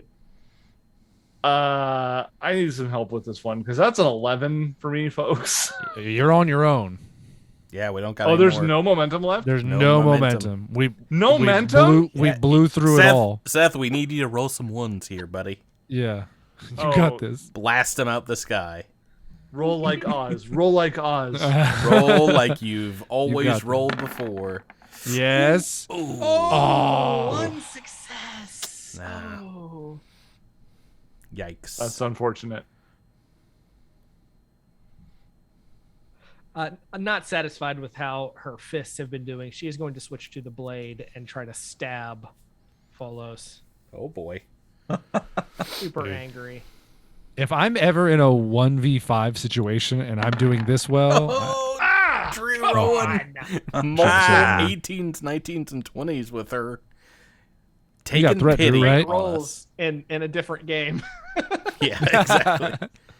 Here it 2d20. I don't think I've taken a second turn yet. oh, then go for it, Patrick. Right? I think I only did the I don't think you have, no. computer. So I think I'm the last one Okay. in this round. I'm going to do pretty much exactly what Seth did, though. I'm going to charge and... Do I need to roll defense? No, you're fine. Oh, okay. 2 misses. So I am going to shoot as well. Oh, Only a single Fuck, you success is a miss. oh no. Drew's just getting all these chances to stab Boba. We're out of momentum, folks. This is bad. You think you can come for me? And she's gonna step over and try to stab this lieutenant commander. And that's 1. And that's 2. Oh, that's a single success for melee. So Patrick, I need you to do me a counter roll. Me? Oh, no. Yes. I think 2d20, and what am I rolling against? You're rolling daring and security. The orchestra that's like performing the music for this fight is getting exhausted right now. I think that's just daring security. That is just a single success, a 15 and a 10. So I think I still beat that. And with my knife, I get to roll 4d6. No.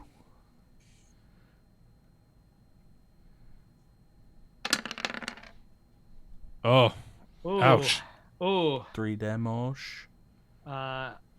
This is a vicious Vicious weapon. knife. Oh, no. So many vicious weapons. This is 6 damage. Then that's an injury. You are Since you injured. used a vicious weapon, we get 1 momentum. Wish it worked like that. Do you?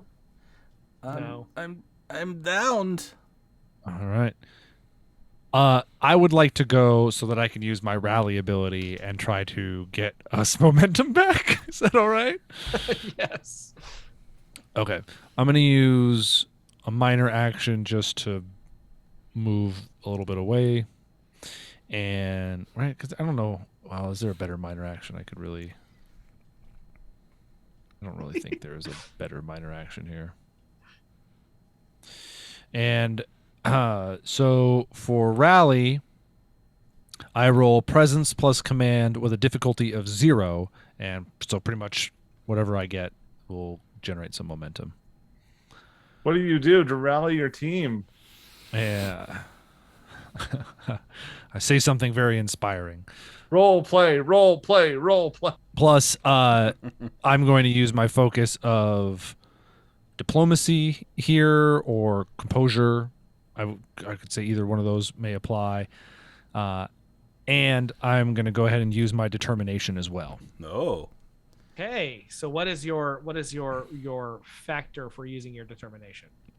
Your value. I'm going to use my first pitch is going to be a starship is home, a crew is its family, and I just saw one of my crew members go down, and I'm thinking it's someone's got to give. I got to push us to success.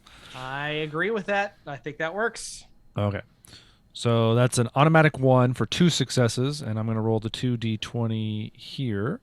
It would be nice if those are successes. Booyah, baby. Nice. So We're looking at 6 momentum. Wouldn't you like it? We're maxed Wouldn't out, you? so whoever's going next, go for it. Wouldn't you like it? Nice. Okay. So you see the sub commander, and she seems like she is doing much better than she was a few minutes ago. Gosh, And she's got a knife, and she's got a big blue Boy Scout that she wants to stab. Look that out, she's got been a knife. unable to stab. Oh no! Now she might be able to stab. A 4 and a 5. So I need How is he going to stay alive? 2d20. Yeah, just counter. A full counter right here. Natural 1, and you're good to go. Please, please, please. No. Oh, you could buy another D. You could, are either of those successes? For 12 has got to be right. daring and security Yeah. Yeah. is 16. Oh, Oh, then two So- successes. Both of those are Nice. successes. Oh my God, But your I think I character's still so win beefy. ties, so you're gonna have to roll You a need third one more. die. Roll another d20. Spend a So momentum. that's one less roll momentum. That die. All right, go for it. Natural 1! Cronking believable. You get the momentum back. I don't know. Hard- I don't know if hard you get it scratch. back on a defense. Oh, no. Well, we were confused about that. I'll take what I can get. But you're holding her Alrighty, off. perfect. A perfect use of momentum. Oh my goodness. Can you please kill her? Oh my goodness, yes. Please take her out. Yeah, All right. it's time for John's. I mean, our Andorian officer to take her out. Yes, here it comes. So what are 2d20. you doing? Okay, so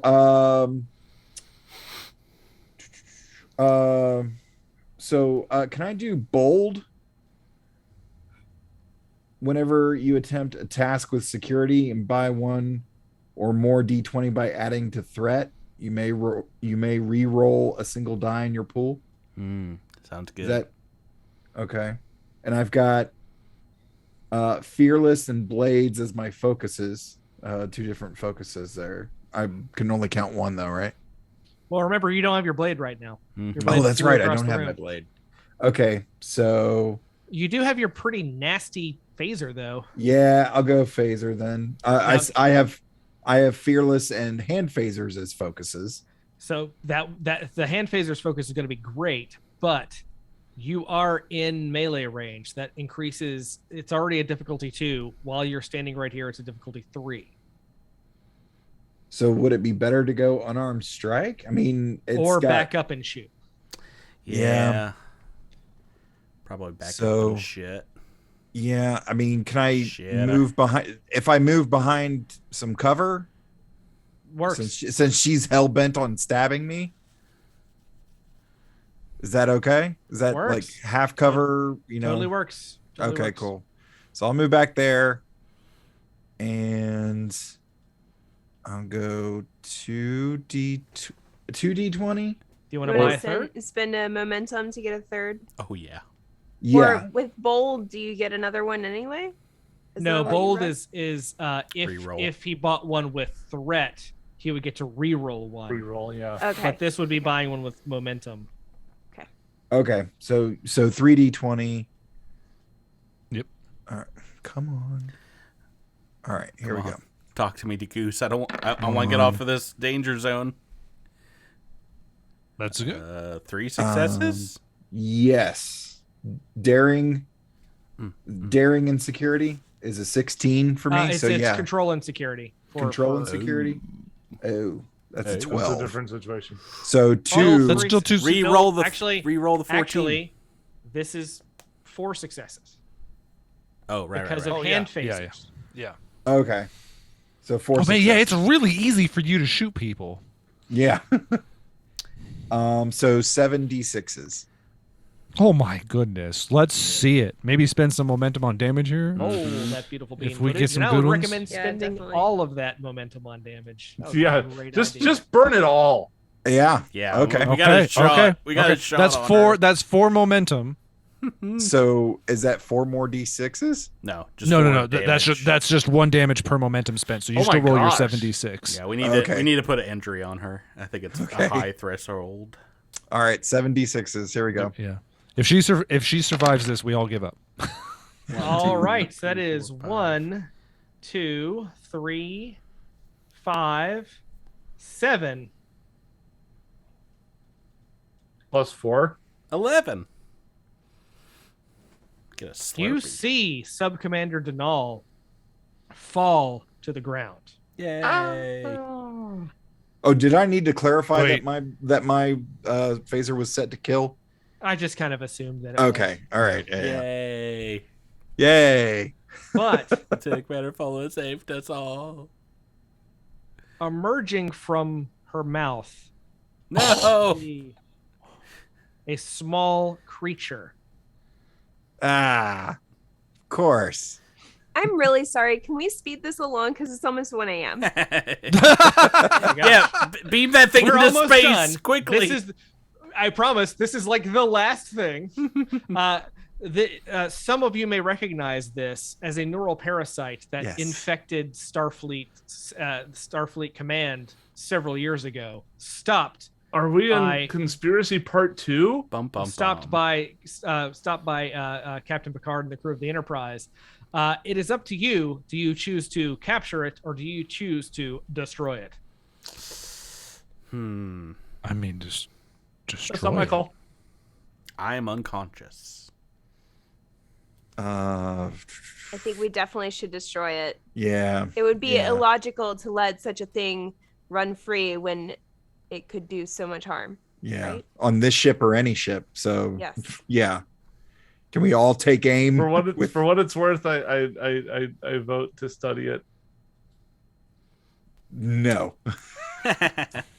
No. As Looks like it's a- up to Commander Linares. As a player, I would also vote to like try and contain it and see if we can get information out of it or something. Linares's votes count as 2 votes, so it's up to them.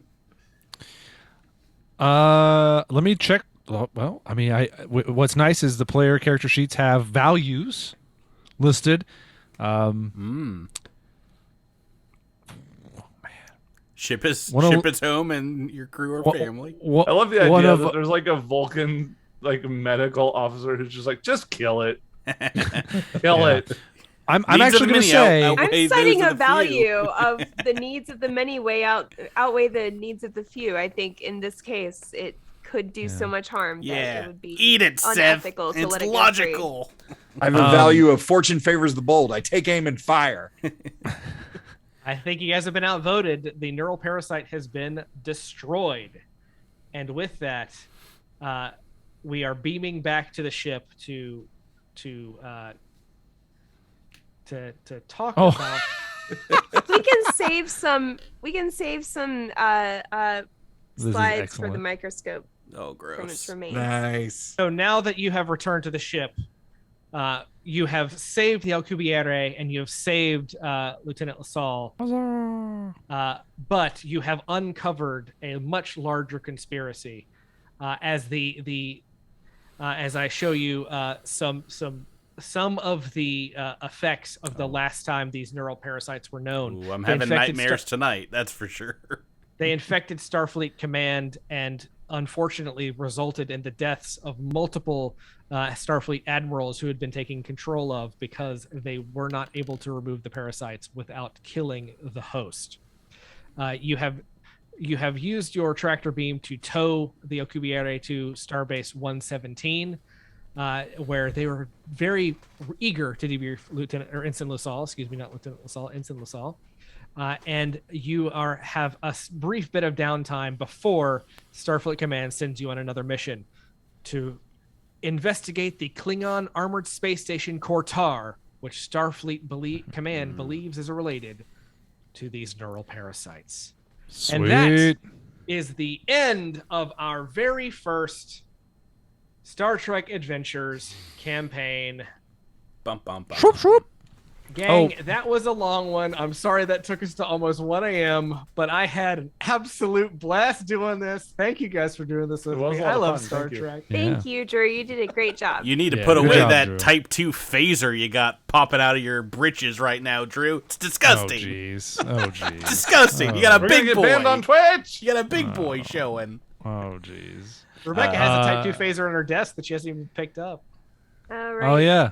Well, I had a Type 1 phaser in my character sheet, so it it's didn't not apply. accurate, Drew. It's not accurate. Rebecca's like, how dare you break my immersion with this disgusting Type 2 phaser that I do not have on my character sheet. That's like twice as many types as mine. Yeah. This is why Rebecca has 50 feet of rope sitting next to her desk at all time for when we're on our other podcast. She's the only Vulcan with pulls rope. out rope. Yeah, she's the only. Yeah, 100%. That's exactly right. So with that said, this is going to be where we end tonight. It is almost 1 a.m. on the East Coast. We have been going for 3 solid hours. Thank you guys so much. I know this is a big ask for a lot of you guys, and this is something that I want to do for a very long time. And I hope that we get to do again. So if you got to tune in live, let us know. I'm going to try to post this somewhere else, and it may end up in the podcast feed at some point, just to kind of see what happens. But yeah, I love Star Trek, and I hope you do too. And I hope that I've convinced you guys to play this with me a little more often. I don't know how much I love Star Trek, but I do love neural parasites. So I'm in it just for those little pink and purple dilly-dallies. I really enjoyed baby, show me your parasite. I enjoyed the system. I thought that was a lot of fun. There's a lot of use it or lose it, and there's a lot of big risk, big gain that seems to be a part of it, which I'm kind of into. I enjoyed that it was very different from Starfinder and Pathfinder, which is pretty much all we ever play. Yeah. So, and they're very similar to each other. You know, there are differences, but very similar. Whereas this was a completely different experience to me. There's still dice rolling mechanics and stuff in this game, but the way you are tasked to get around problems is very different. Mm-hmm. Yeah. Mm-hmm. I don't know whether we said this on air or off air, but I just love how Star Trek-y it feels. Things like using the kill setting on your phaser has negatives associated with it. When Seth's Trill character could tap into his character's past lives to bring out an ability, like that's so Star Trek in such a really cool way. And also the players get to bargain with the DM a little bit. It's not like rulebook says no. It's sort of like my character has this background. Would this apply? And the DM can kind of on the fly apply it.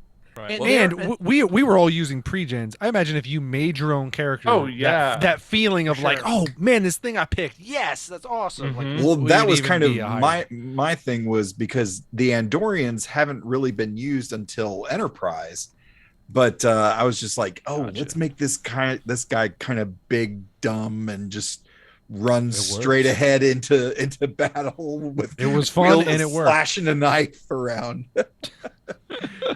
That was a blast. I really enjoyed it. And this again, I know I GM'd a Power Rangers thing that was all story based, that had no dice rolling in it. This is the first time that I've done things like build maps and really you did really well, Drew. Nitty gritty and learn rules. And I have new appreciation for what Patrick does for us every week. Yeah, it's hard. So thank you guys for sticking with me tonight. Thank everybody for coming out and watching us live. I really appreciate all of you staying up until 1 a.m. Yeah, especially those of you who were with us the entire 4 hours. I want to say hi, Niels Wraith, as always, our most loyal listener. We got Jimmy in there. Thanks so much, Rev. And if you want us to do this again, because this was just the first part of a 3-part starter set campaign, Bug Drew, let us know. And I'll try to not make it last